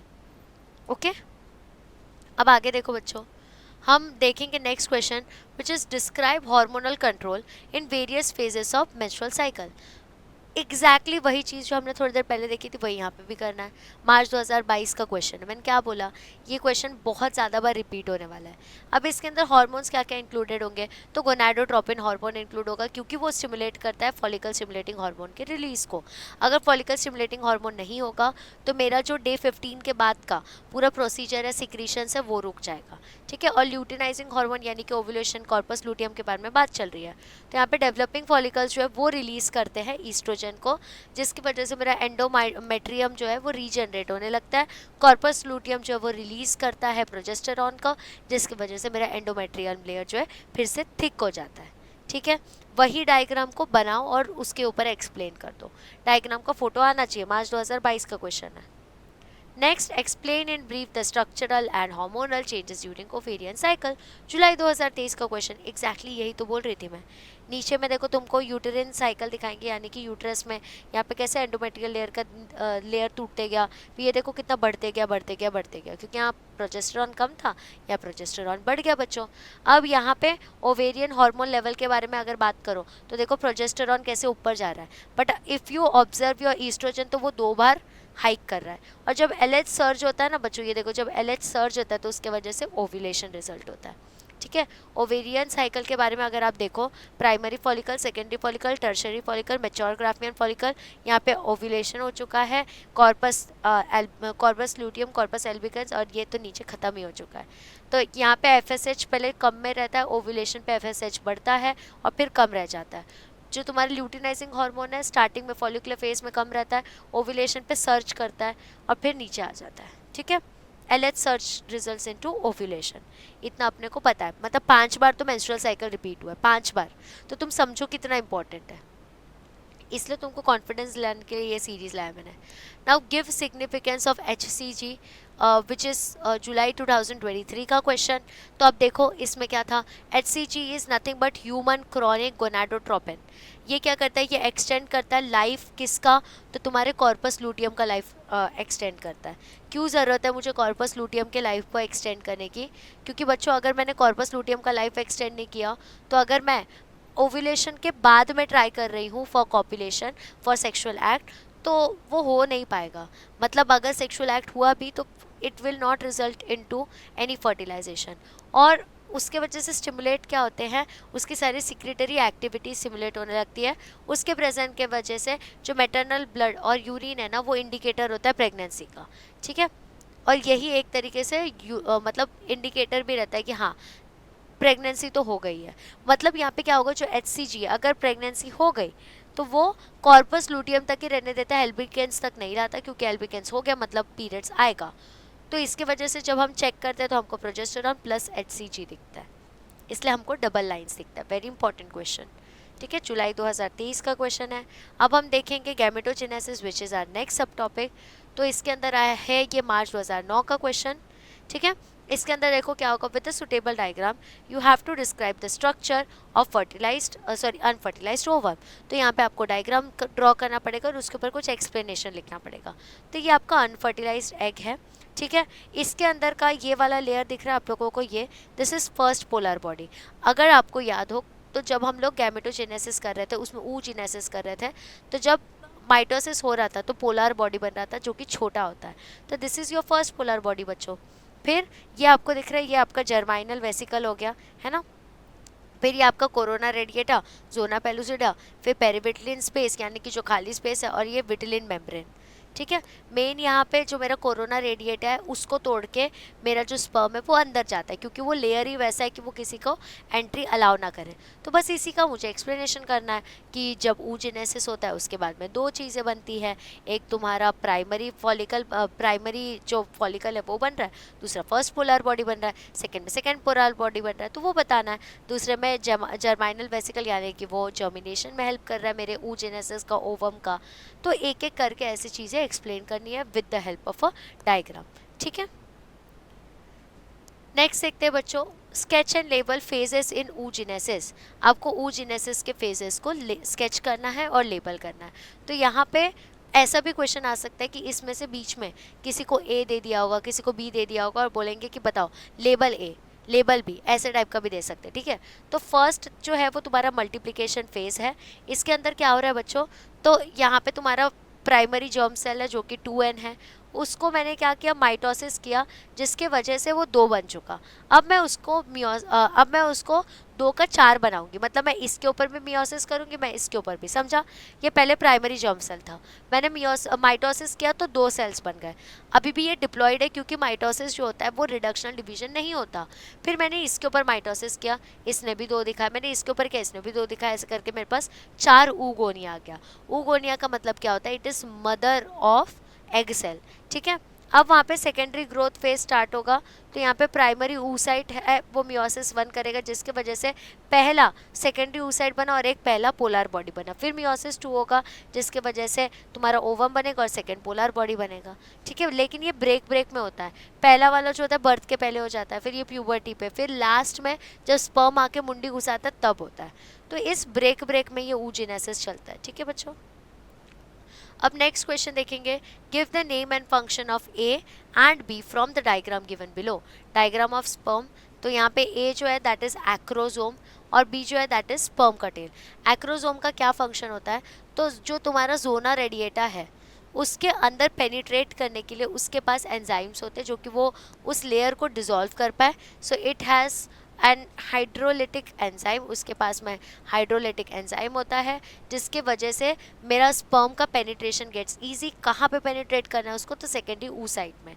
ठीक है, बी जो था वो स्पर्म का टेल है, स्पर्म का टेल जो होता है वो मूवमेंट के लिए हेल्प करता है। ठीक है, तो it is responsible for the movement, हिलने डुलने के लिए हेल्प करता है स्पर्म का, वजाइना से लेके यूटेरस तक पहुंचने के लिए। इतना वो मूव करने में जो हेल्प करने वाला बंदा है that is nothing but tail of the sperm. ठीक है, इतना समझ चुका है, सॉर्टेड। तो आगे बढ़ते हैं। अब यहाँ पे फिर से देखो, एक्रोजोम पीछे पूछा था, मार्च 2017 में डायरेक्ट पूछ लिया कि भैया बता दो फंक्शन क्या है एक्रोजोम का। तो फिर लिख दो यहाँ पे हाइड्रोलिटिक एंजाइम है, पेनिट्रेट करने में हेल्प करता है सेकेंडरी oocyte के। फिर बता दो उसके अंदर हाइड्रोलिटिक एंजाइम यानी कि हाइड्रोलिनेज है, जोनालाइसिन है, जिसके वजह से मेरा पेनिट्रेशन जो है स्पर्म सेल का एग सेल के अंदर दैट बिकम्स ईजी। वही सेम चीज़, बस तुम्हारा language of question becomes different. तो उसमें कंफ्यूज नहीं होना है। जिसने PYQs नहीं किया वो डेफिनेटली होता है। अब यहाँ पे क्या बोला, describe transfer section of human testis and explain the process of spermatogenesis. वहाँ पे याद है तुम लोगों को हमने ये वाला डायग्राम बनाया था और ऐसे ऐसे कनेक्टिव टिश्यूज़ थे। ये ऐसा डायग्राम तुम्हारे टेक्स्ट बुक में भी है। यही डायग्राम हमको यहाँ पे बनाना है और स्पर्मेटोजेनेसिस का प्रोसेस एक्सप्लेन करना है। मतलब यहाँ पे माइटोसिस होने के बाद ये 2 बने, फिर उसके बाद में उनके अंदर में मियोसिस हुआ तो वो 4 बने। तो वो वैसे करके जो हमारा पूरा स्पर्मेटोजेनेसिस का प्रोसेस है ना, हमको वो एक्सप्लेन करना है जो हमने ऑलरेडी पढ़ रखा था। ये प्रोसेस भी मैंने आगे इनकलकेट किया है क्योंकि बहुत बार ये क्वेश्चन रिपीट होगा। जुलाई 2017 का क्वेश्चन है। आई होप यहाँ तक हम साथ में है ना। एक मिनट को थोड़ा सा पानी पीने दो, पानी। अरे यार,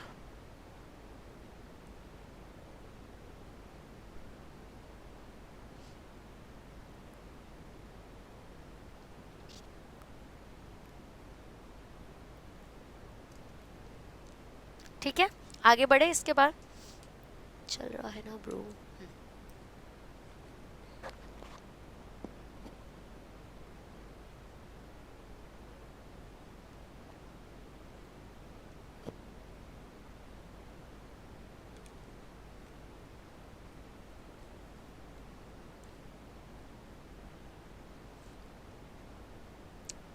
Again a bad hair day.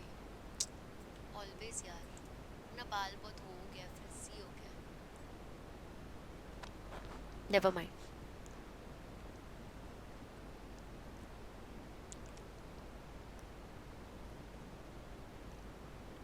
ठीक है, बढ़े आगे बच्चों, आगे बढ़ते। क्वेश्चंस आई होप आपको मिलते जा रहे हैं।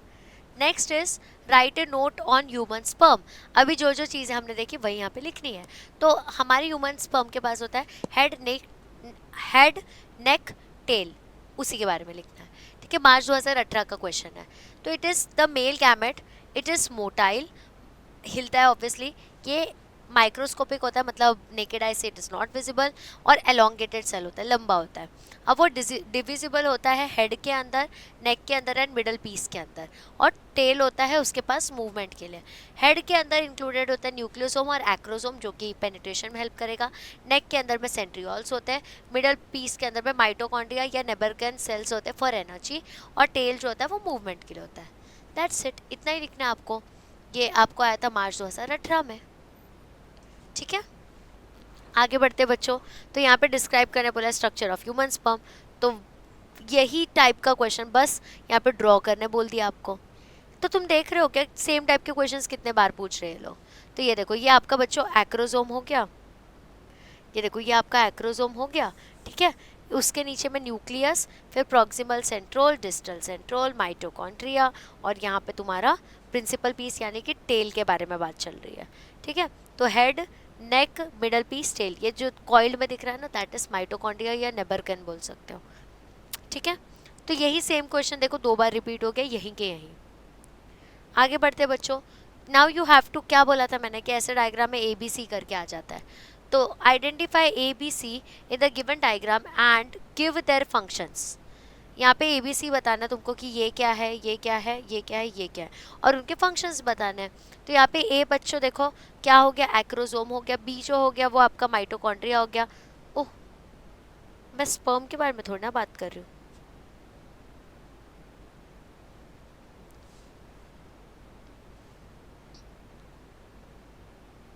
दिस इज रॉन्ग, हाँ, don't pay attention to this.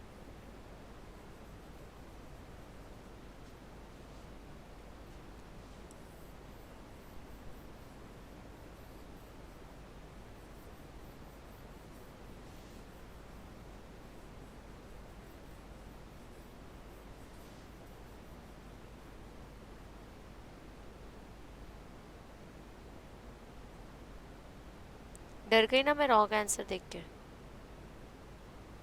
ठीक है, तो यहाँ पे इफ़ यू रिमेंबर जब सेकेंड ग्रोथ फेज स्टार्ट हुआ था तो दैट वाज प्राइमरी oocyte, उसके बाद में ये फर्स्ट पोलर बॉडी, ये सेकेंडरी oocyte, फिर ये तुम्हारा oogonia, और ये लास्ट में तुम्हारा जो तुम्हारे oocytes बच गए थे ये वो है ना। तो यहाँ पे ABCD डालना, सबके फंक्शंस डाल दिए हमने। ठीक है, यही डायग्राम तो यहाँ पे हमने रिपीट किया, रुको दिखाती हूँ। बस मैंने तुमको जो कहा था कि ABCD डाल देते वो लोग, बस वैसे ही तो किया है यहाँ पे। देखो यही था oogonia, यही तुम्हारा सेकेंडरी oocyte, फिर यहाँ पे तुम्हारा पोलर बॉडी, उसका ही लेबलिंग पूछ लिया है कि नहीं। ऐसे ही छोटा है बड़ा।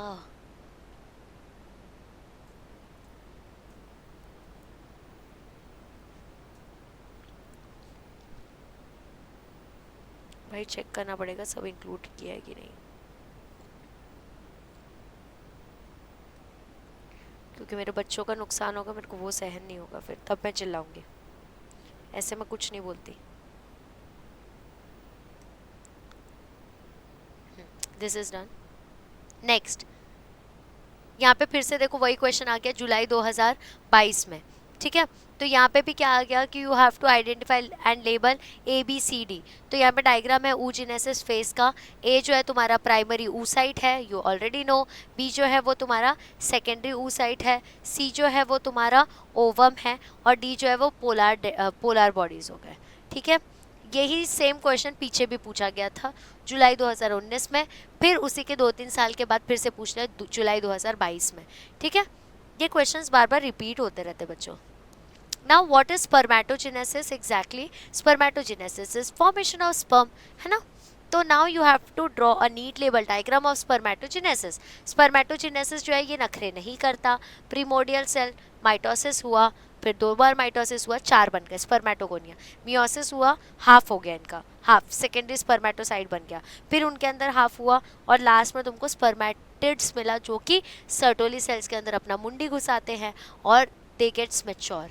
ओके, तो spermatogenesis is nothing but it is the process of बच्चों फॉर्मेशन ऑफ मेल गैमेट, है ना, फॉर्मेशन ऑफ मेल गैमेट यानी कि स्पर्म या स्पर्मेटोजोआ बनाने का प्रोसेस। किस में से? तो जर्माइनल एपिथेलियम में। तुम लोगों को अगर याद हो जब हम ट्रांसफर सेक्शन ऑफ टेस्टिस पढ़ रहे थे तो उसके अंदर हम लोगों ने जर्माइनल एपिथेलियम का ये भी बोला था कि लेयरिंग भी है, तो वो लेयरिंग जो है ना यही सबके फॉर्मेशन के लिए होता है। ठीक है, आगे बढ़ते बच्चों, you have to define spermatogenesis. अभी हमने डिफाइन किया था फरवरी 2025 में भी एग्जैक्टली वही आ गया। ठीक है, नेक्स्ट फर्टिलाइजेशन एंड सिनगैमी के बारे में बात होगा। तो व्हाट इज जोना पेलुसिडा, नहीं, why is zona pellucida retained around the egg till it reaches the uterus. तो यहाँ पे पूछा है कि जोना पेलुसिडा क्यों रहता है।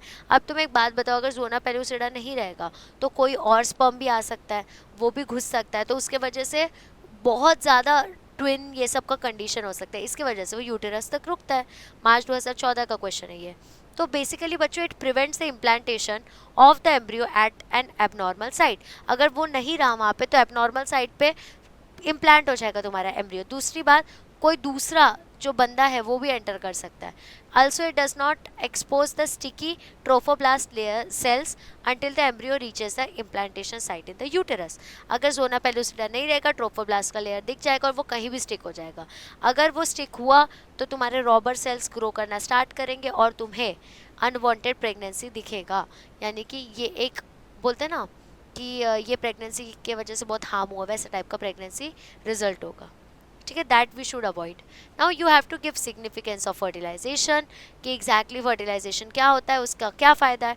मार्च 2015 का क्वेश्चन है ये। ठीक है, मार्च 2015 का क्वेश्चन है। तो जो सेकेंडरी oocyte होता है वो क्या करता है, कंप्लीट करता है अपना oogenesis, फिर वो ट्रांसफॉर्म होता है मेच्योर ओवम के अंदर। फिर जो डिप्लॉयड क्रोमोसोम्स होता है उसका नंबर इज 2n, जो कि रिस्टोर होता है जाइगोट के फॉर्म में।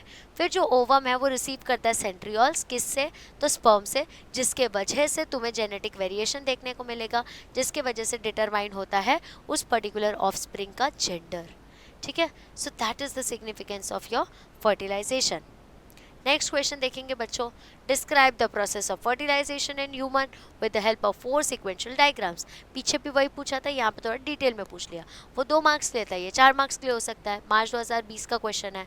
यहाँ पे तुम लोगों को 4 स्टेजेस दिख रहे होंगे। देखो पहला स्टेज दिख रहा है यहाँ पे, तो it is after the sperm penetrates the secondary oocyte, the oocyte completes their meiosis to forming the ovum and secondary polar body। the moment sperm का head touch करता है ना तुम्हारे एग के ऊपर, तो उस टाइम पे वो क्या करता है, जो तुम्हारा सेकेंडरी oocyte है वो अपना फॉर्मेशन कंप्लीट करता है और पोलर बॉडी बना देता है। सेकेंड, जब स्पर्म और ओवम का न्यूक्लियाई फूल जाता है तो उस टाइम पे प्रो न्यूक्लियाई बनता है। थर्ड में यहाँ पे डायग्राम्स देखते जाना, जो प्रो न्यूक्लियाई है वो अप्रोच करता है एक दूसरे के तरफ और माइटोटिक स्पिंडल जो है वो फॉर्म होता है उन दोनों के बीच में। चौथे स्टेज में क्या होता है बच्चों, क्रोमोसोम्स जो है दोनों प्रो न्यूक्लियाई का वो इंटरमिक्स हो जाते हैं और फर्टिलाइजेशन जो है वो हो जाता है। ठीक है, इतना समझा अपने को। तो the process is internal, obviously शरीर के अंदर होता है। यूजुअली किधर होगा ये, तो एम्प्यूला में होगा, फैलोपियन ट्यूब के, जिसके वजह से स्पर्म का मूवमेंट इन्वॉल्व होता है। अब जो मेरा कैपेसिटेशन हो गया, जो मेरा एक्रोसोम का रिएक्शन हो गया, कॉर्टिकल रिएक्शन हो गया, जिसकी वजह से पॉलीस्पर्मी जो है वो प्रिवेंटेड रहता है, यानी कि एक साथ बहुत सारे स्पर्म ना आ जाना। ये ओवम जो है ना ये एक्टिवेट होता है टू कंप्लीट मियोसिस 2, और इसी का फ्यूजन जो होता है मेल और फीमेल का फ्यूजन, वही बनाता है तुम्हारा जाइगोट। ठीक है, इतना समझ गया अपने को। तो this is the process of fertilisation जो कि हमने अच्छे से समझ लिया है। अब बच्चों आगे बढ़ते हैं नेक्स्ट क्वेश्चन की तरफ।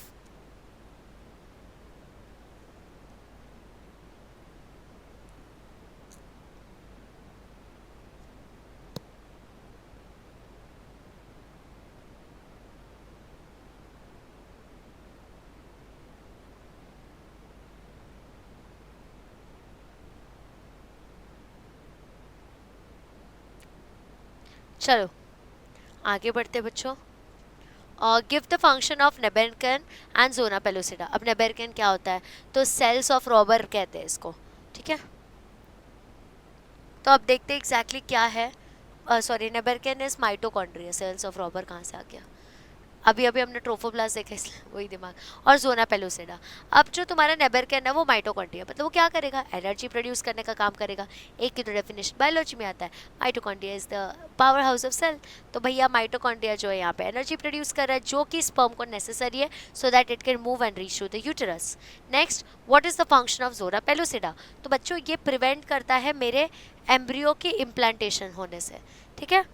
एंड वो क्या करता है, एबनॉर्मल साइट पे, मतलब एम्ब्रियो का इम्प्लांटेशन प्रिवेंट करता है कि कोई एबनॉर्मल साइट पे जाके ना रुक जाए वो, ठीक है। नेक्स्ट देख लो एम्ब्रियोनिक डेवलपमेंट के बारे में। ये 12 से 15 घंटे में देखो 2 सेल का स्टेज रहता है, 24 से 30 घंटे में 4 सेल्स बन जाते हैं आफ्टर फर्टिलाइजेशन। फिर उसके बाद में 8 सेल, फिर मॉड्यूलर स्टेज, फिर अर्ली ब्लास्टोसिस्ट, फिर तुमको लेट ब्लास्टोसिस्ट, ऐसा दिखेगा 2 4 फिर 8 फिर मॉड्यूला, फिर अर्ली ब्लास्टोसिस्ट और ब्लास्टोसिस्ट, इस तरीके से एम्ब्रियो डेवलपमेंट होता है।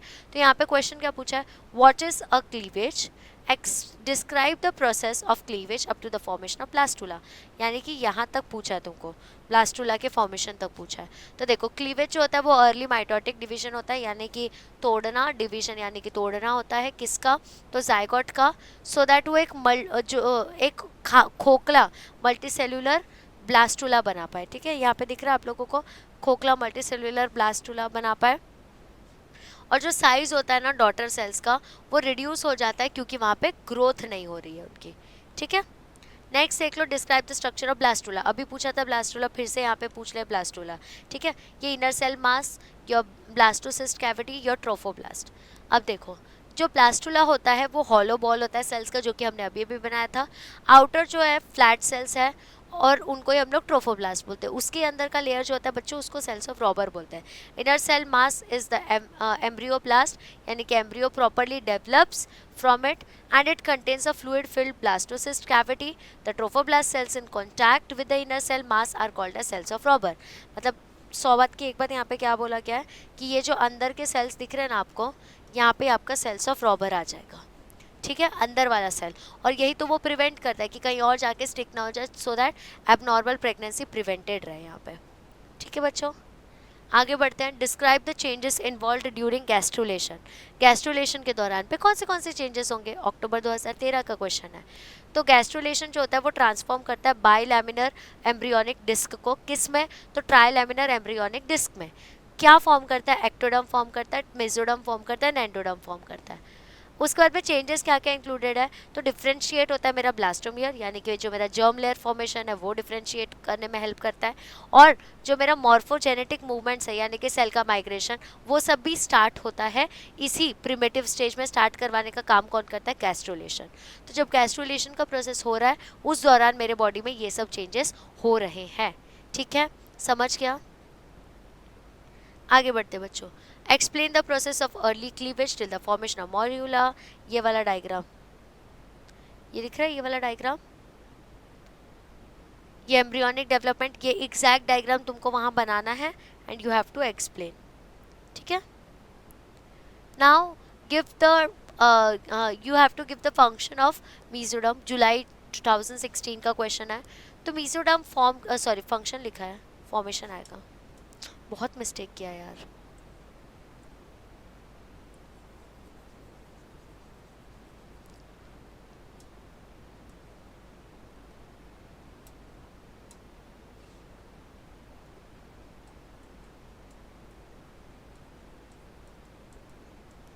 ऑफ मेसोडर्म, जुलाई 2016 का क्वेश्चन है, ठीक है। थक गई, कब से खड़ी हूँ मैं पता है, चौथा नहीं 5 साढ़े 5 घंटे से कुछ खड़ी हूँ। हाँ तो देखो मेसोडर्म जो है वो सारे टाइप के मसल्स फॉर्म करता है except iris and ciliary. Connective tissue बनाता है, डर्मिस बनाता है सेन का, एड्रिनल कॉर्टेक्स बनाता है, फिर उसके बाद में हार्ट बनाता है, blood vessel, lymphatic vessels, middle ear, dentine of teeth, फिर urinary, reproductive duct, gonads, kidney, sclera और कोरोइड भी बनाता है आई का। सिर्फ ये दोनों चीज़ को छोड़ के सब कुछ मेरा कौन बनाता है? मीजोडम। तो वही बोला है कि एग्जैक्टली मीजोडम कौन सी चीज़ें फॉर्म करता है, that you have to tell. ठीक है। अब नेक्स्ट क्वेश्चन है, give any 4 significance of fertilisation in human. अब क्या चीज़ें का फ़ायदा होता है मेरे ह्यूमन के फर्टिलाइजेशन में? जुलाई 2016 का क्वेश्चन है। तो देखो, ह्यूमन में जब फर्टिलाइजेशन हो रहा है उसकी वजह से वेरिएशन क्रिएट होता है, वेरिएशन की वजह से जो मेरा स्पीसिएशन वाला पार्ट है वो प्रिवेंटेड रहता है ना। फिर उसके बाद में जो बोलते हैं ना कि survival of the fittest, due to variation हमारे जो बेटर क्वालिटीज़ होते हैं वो दिख के आते हैं, बेटर ट्रेड्स दिख के आते हैं, वही चीज़ें दिख के आएंगे। तो वो चीज़ें दिखने की वजह से हम लोग सर्वाइव बेटर कर पाते हैं। ठीक है। तो ये सब चीज़ें जो है वो इम्पोर्टेंस में आ गई तुम्हारे ह्यूमन फर्टिलाइजेशन के। नेक्स्ट अगर देखोगे तो you have to mention the names of any 2 organs जो कि डिराइव हुआ है एक्टोडर्म और मेसोडर्म से। तो एक्टोडर्म से skin, hair, nail, sweat glands, retina, conjunctiva, enamel of teeth, entire nervous system. और मेसोडर्म से तो ऑल जितना लेना सब ले लो, आइरिस को छोड़ के। तो यहाँ पे सारे मसल्स, आइरिस और सिलेरी को छोड़ के सब कुछ इसी से बना हुआ है। ठीक है। This is very important question, March 2017 का क्वेश्चन है। ठीक है। Next, identify trophoblast cell which are in contact with embryonal knob during the blastulation. March 2022 का क्वेश्चन है वो डायग्राम, अगर अंडे वाला डायग्राम याद हो, उसके अंदर मैंने बताया था कि कॉन्टैक्ट में जो रहता है वो रहता है सेल्स ऑफ रॉबर, नॉब बनाते हुए, है ना। मार्च 2022 का क्वेश्चन है बच्चों। Next is what are the cells of Rauber. इसका आंसर यहीं पे है, the trophoblast cells in contact with embryonal knob are called the cells of Rauber. मतलब मार्च 2022 में भी पूछ लिया, फिर जुलाई 2024 में भी पूछ लिया, कितने बार ये क्वेश्चन पूछेंगे। They are obsessed with this question. Next, placenta आया। Now what is placenta, give reason. Placenta is considered as a temporary endocrine gland. July 2023 का क्वेश्चन है। तो यहाँ पे प्लेसेंटा के रिलेटेड बात चल रही है। तो प्लेसेंटा बच्चा क्या होता है? तो ये एक तरीके से पतला फ्लैट स्ट्रक्चर होता है जो कि डिस्कॉइडल ऑर्गन की तरह होता है। वो टेम्पररी स्ट्रक्चरल और फंक्शनल कनेक्शन देता है फीटस और मम्मी के बीच में। अब वो टेम्पररी एंडोक्राइन ग्लैंड क्यों होता है? क्योंकि वो प्रोड्यूस करता है हॉर्मोन्स को, जैसे कि HCG hormone, progesterone, oestrogen, so that मेरा फीटस का फर्दर ग्रोथ और उसका डेवलपमेंट का जो मेंटेनेंस है वो सब होता रहे और मेरा प्रेगनेंसी भी मेंटेन रहे। ठीक है। तो यही तुम्हारा काम है प्लेसेंटा का। और तुम बोलते हो ना कि खून एक है हमारा, तू मुझे कैसे बोल सकता है हमारा खून एक है? खून एक नहीं होता क्योंकि प्लेसेंटा होता है। अब मान लो मम्मी का खून O पॉजिटिव है और बच्चे का खून A पॉजिटिव है, तो मर जाती मम्मी या तो बच्चा मर जाता, क्योंकि 2 अलग टाइप के ब्लड ग्रुप मैच नहीं कर सकते। तो वहाँ पे प्लेसेंटा का लेयर होता है, तो किसी का खून ऐसे मैच नहीं कर रहा है वहाँ पे, समझे। आगे बढ़ते हैं बच्चों। पार्चुरेशन यानी कि अभी डिलीवरी की बात चल रही है, इतना सब कुछ हमने बनाया बच्चे को, अब लेट अस डिलीवर। यार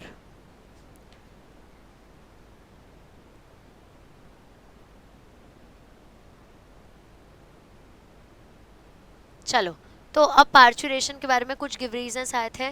तो क्या, तो through fertilisation 2 fertilisation takes place in the ampulla of fallopian tube.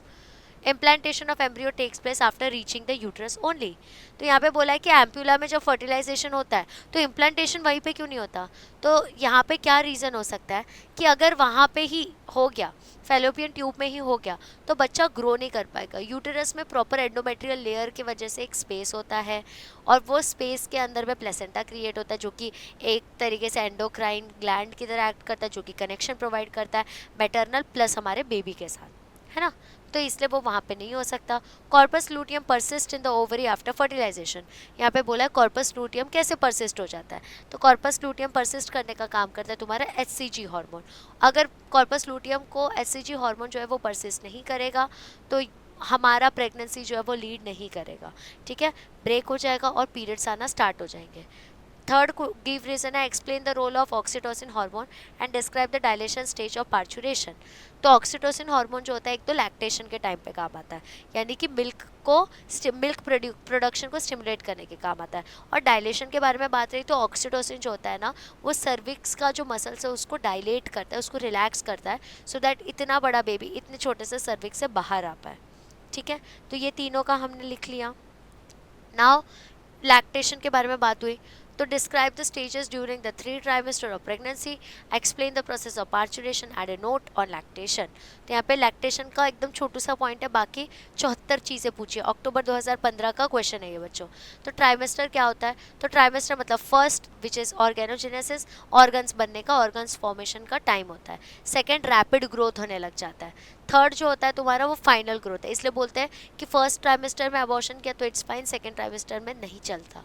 फिर पार्चुरेशन अगर हुआ तो मतलब उसमें 3 स्टेप्स इन्वॉल्व होंगे। डायलेशन स्टेज यानी कि डायलेट होगा जो मेरा सर्विक्स है, मेरा पेल्विक एरिया है। फिर एक्सपल्शन स्टेज यानी कि बेबी पास आउट हो जाएगा। और बर्थ होगा यानी कि प्लेसेंटा को भी कट कर देंगे। फिर लैक्टेशन क्या होता है? जिसके अंदर मेमोरी ग्लैंड जो है वो मिल्क प्रोड्यूस करते हैं प्रेगनेंसी के एंड में, और it is controlled by prolactin oxytocin. ठीक है, अब बर्थ कंट्रोल के बारे में बात करेंगे। तो एग्जैक्टली कौन से टाइप के बर्थ कंट्रोल होते हैं, यानी कि मेरे को प्रिवेंट करना है प्रेगनेंसी होने से, तो what all barrier method, what all chemical hormonal methods I can use it, तो वो उसके बारे में। तो तुमको यूज़ करना है physical barrier so that you can prevent sperm और ओवम को मीटिंग से, दैट इज़ बर्थ कंट्रोल के मेथड। मार्च 2023 में भी आया, जुलाई 2019 में भी आया। इसके अंदर कॉन्डम्स इंक्लूडेड है जो कि पीनस को कवर कर देगा। अगर पीनस कवर्ड है कॉन्डम से तो वहाँ पे कोई सीमेन का एंट्री नहीं होगा। दूसरा डायफ्राग्राम, सर्वाइकल कैप्स या वॉल्ट जो कि सर्विक्स को कवर कर देता है। तो अगर इनकेस स्पर्म चला भी गया तो वो उसका एंट्री अंदर जाने नहीं देगा। फिर हो गया इंट्रा यूटेरिन डिवाइसेस, आईयूडीज, जैसे कि लिपिस लूप या कॉपर हार्मोन रिलीजिंग, मतलब कॉपर टी वगैरह की बात कर रहा है। तो उसके अंदर क्या होता है कि उसका पीएच जो है वो इतना बढ़ा देता है, या तो स्पर्म मर जाता है या तो एग का फॉर्मेशन ही नहीं होता। तो इनमें से मैंने दोनों प्रोसेस में से कुछ भी डिस्टर्ब कर दिया ना, तो वहाँ पे मेरा फर्टिलाइजेशन जो है वो नहीं होगा। तुमने सुना होगा ऑपरेशन किया, तो ये उसी में आता है, बर्थ कंट्रोल मेथड में ही आता है। ठीक है, नेक्स्ट देखते बच्चों। A mother of 1 year old child wanted to space her second child, her doctor suggested copper T, explain its contraceptive action. तो यहाँ पे बोला एक मदर है जिसको दूसरा बच्चा चाहिए था, बट उसको स्पेस रखना था कुछ टाइम का, एटलीस्ट मतलब सेकेंड चाइल्ड और फर्स्ट चाइल्ड के बीच में कुछ स्पेस रखना था। तो डॉक्टर ने उसको बोला कि बेटा आप ना कॉपर टी लगवा लो। तो पूछा क्या है कि कॉन्ट्रासेप्टिव एक्शन क्या होगा ये करने का, अक्टूबर 2014 का क्वेश्चन है। तो कॉपर टी क्या होता है? कॉपर रिलीजिंग इंट्रा यूटेरिन डिवाइस होता है, वो सप्रेस कर देता है स्पर्म की मोटिलिटी को। ठीक है, क्योंकि स्पर्म को तो एसिड भी नहीं चलता, यहाँ पे कॉपर फेंक रहे हो तुम, और फर्टिलाइजिंग कैपेसिटी जो होती है ना स्पर्म की, वही ख़राब कर देता है। ठीक है, तो वो आगे जाके वो फर्टिलाइज नहीं कर पाता। अब बोला व्हाट डज IUCD इंडिकेट, तो वही इंट्रा यूटेरिन डिवाइसेस का फुल फॉर्म लिख देना है यहाँ पे। ठीक है, यहाँ पे आपको फुल फॉर्म लिखना है, जो कि आप अभी भी लिखेंगे कमेंट सेक्शन में। मार्च 2018 का क्वेश्चन है ये बच्चों। फिर नेक्स्ट अगर आप देखेंगे तो कुछ और गिव रीजंस है मार्च 2019 के, कि स्क्रोटल सैक जो है it serves as a thermoregulator की तरह सर्व करता है, क्योंकि वो बॉडी के बाहर है। अगर वो बॉडी के बाहर रहेगा बच्चों तभी वो टेम्परेचर को मेंटेन करने में हेल्प कर पाएगा। अगर बॉडी से जुड़ा हुआ रहेगा तो बॉडी टेम्परेचर पे स्पर्म नहीं बना पाएगा। Corpus luteum gets converted into corpus albicans in presence of fertilization. अगर फर्टिलाइजेशन नहीं हुआ, स्पर्म का एंट्री नहीं हुआ, तो कॉर्पस लूटियम जो है वो कन्वर्ट होगा एल्बिगेंस में, क्योंकि प्रोजेस्टेरॉन या ईस्ट्रोजन नहीं आ रहा है। Missing of menses is the first indication of pregnancy. अगर मेंसेस मिस हो गया है वो इस रिजल्ट से हुआ है क्योंकि तुम्हारा जो कॉर्पस एल्बिगेंस है वो नहीं फॉर्म हुआ, और कॉर्पस एल्बिगेंस का फॉर्म नहीं होता जब प्रोजेस्टेरॉन आता है। Progesterone is a pregnancy hormone, इसका मतलब प्रेग्नेंट हो चुके हैं। ठीक है, now surgical sterilisation is a permanent method of birth control. अगर मैंने सर्जरी करके ट्यूब को ही कट कर दिया तो वहाँ पे स्पर्म का एंट्री नहीं होगा। तो जो सर्जिकल मेथड होते हैं परमानेंट मेथड होते हैं, ऐसे नहीं होते कि कुछ टाइम के लिए। जैसे कॉन्डम, मेरा मन है कि अभी मैंने कॉन्डम लगाया एंड वी हैड सेक्स, तो इसका मतलब उसके उस टाइम के लिए स्पर्म जो है वो नहीं जाएगा। बट अगर मैंने सर्जिकल मेथड के थ्रू बर्थ कंट्रोल किया तो कभी नहीं जाएगा, ऐसा होता है। ठीक है, और ह्यूमन एग जो होता है वो माइक्रोलेथिकल होता है क्योंकि उसके अंदर योक होता है। माइक्रोलेथिकल मतलब प्रेजेंस ऑफ योक। ठीक है, नेक्स्ट देख लो, explain various mechanical methods of birth control. तो यहाँ पे तुम मैकेनिकल मेथड बोल सकते हो, बैरियर मेथड्स बोल सकते हो। मैकेनिकल मेथड में आपका आ जाएगा बच्चों कॉन्डम्स, मेल और फीमेल बोथ। फिर उसके बाद में सर्वाइकल कैप्स आ जाएगा। ठीक है, उसके बाद में आप लोग कह सकते हो जेलीज भी आती हैं जिसके वजह से पीएच इंक्रीज हो जाता है। तो ये सब कुछ मैकेनिकल मेथड्स में आएंगे आपके बर्थ कंट्रोल के। Next, you have to match the pair and rewrite. यहाँ पे तुमको बताना है मैकेनिकल मीन्स कौन सा है, दूसरा फिजियोलॉजिकल डिवाइस कौन सा है, तीसरा केमिकल डिवाइस कौन सा है, और परमानेंट मेथड कौन सा है। ठीक है, ये बहुत ज़्यादा इजी है और इसके ऊपर ना आता है क्वेश्चंस। एक मैं आपको हिंट देती हूँ, जैसे यहाँ पे चलो परमानेंट मेथड का देख लो, तो परमानेंट मेथड का यहाँ पे आंसर आ जाएगा सी, विच इज़ वैसेक्टोमी। ठीक है, ऐसे करके आपको ये पूरा सॉल्व करना है। कमेंट सेक्शन में आप डालेंगे what is the answer for 1, 2, 3 and 4। ठीक है, एक का तो मैंने ऑलरेडी बता दिया, इतना स्पून फीडिंग नहीं कर सकती। दूसरा एसटीडीज़ के बारे में बात करेंगे, सेक्सुअली ट्रांसमिटेड डिसीजेस के बारे में। Name the sexually transmitted diseases caused by Treponema palladium. MCQ में भी पूछा था, जुलाई 2019 में भी पूछ लिया। तो सिफिलिस होता है ट्रेपोनेमा पैलेडियम के वजह से। ठीक है, दूसरा क्वेश्चन है बच्चों इनफर्टिलिटी के ऊपर। A couple is unable to conceive, नहीं हो रहा उनको बेबी, तो कौन सा मॉडर्न टेक्निक जो है अवेलेबल है इस प्रॉब्लम को ओवरकम करने के लिए। तो जिफ्ट अवेलेबल है, आईसीएसआई अवेलेबल है, गिफ्ट अवेलेबल है, आईवीएफ अवेलेबल है। तो ये सब कुछ असिस्टेड रिप्रोडक्टिव टेक्निक्स होते हैं जिसके थ्रू बेबी का बर्थ इज पॉसिबल।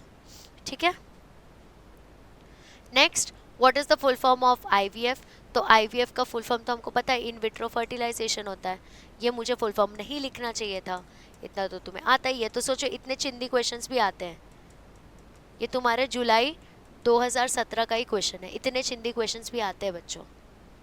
ठीक है, next, a women is unable to conceive due to blockage in her upper segment of oviduct, यानी कि तुम्हारे एम्पुला के बारे में बात कर रही है। State the infertility treatment given to her and describe it. तो यहाँ पे क्या करेंगे हम लोग, जिफ्ट देंगे। ये जिफ्ट भी दे सकते हैं, गिफ्ट भी दे सकते हैं, बट पहले आईवीएफ करेंगे और बाद में हम लोग वहाँ पे जाके उसको इम्प्लांट करेंगे। ठीक है, मतलब उसका ब्लॉकेज है तो बराबर मैंने आईवीएफ के थ्रू फर्टिलाइजेशन किया, फिर मैं उसको बराबर उधर इंसर्ट कर दूंगी। ठीक है,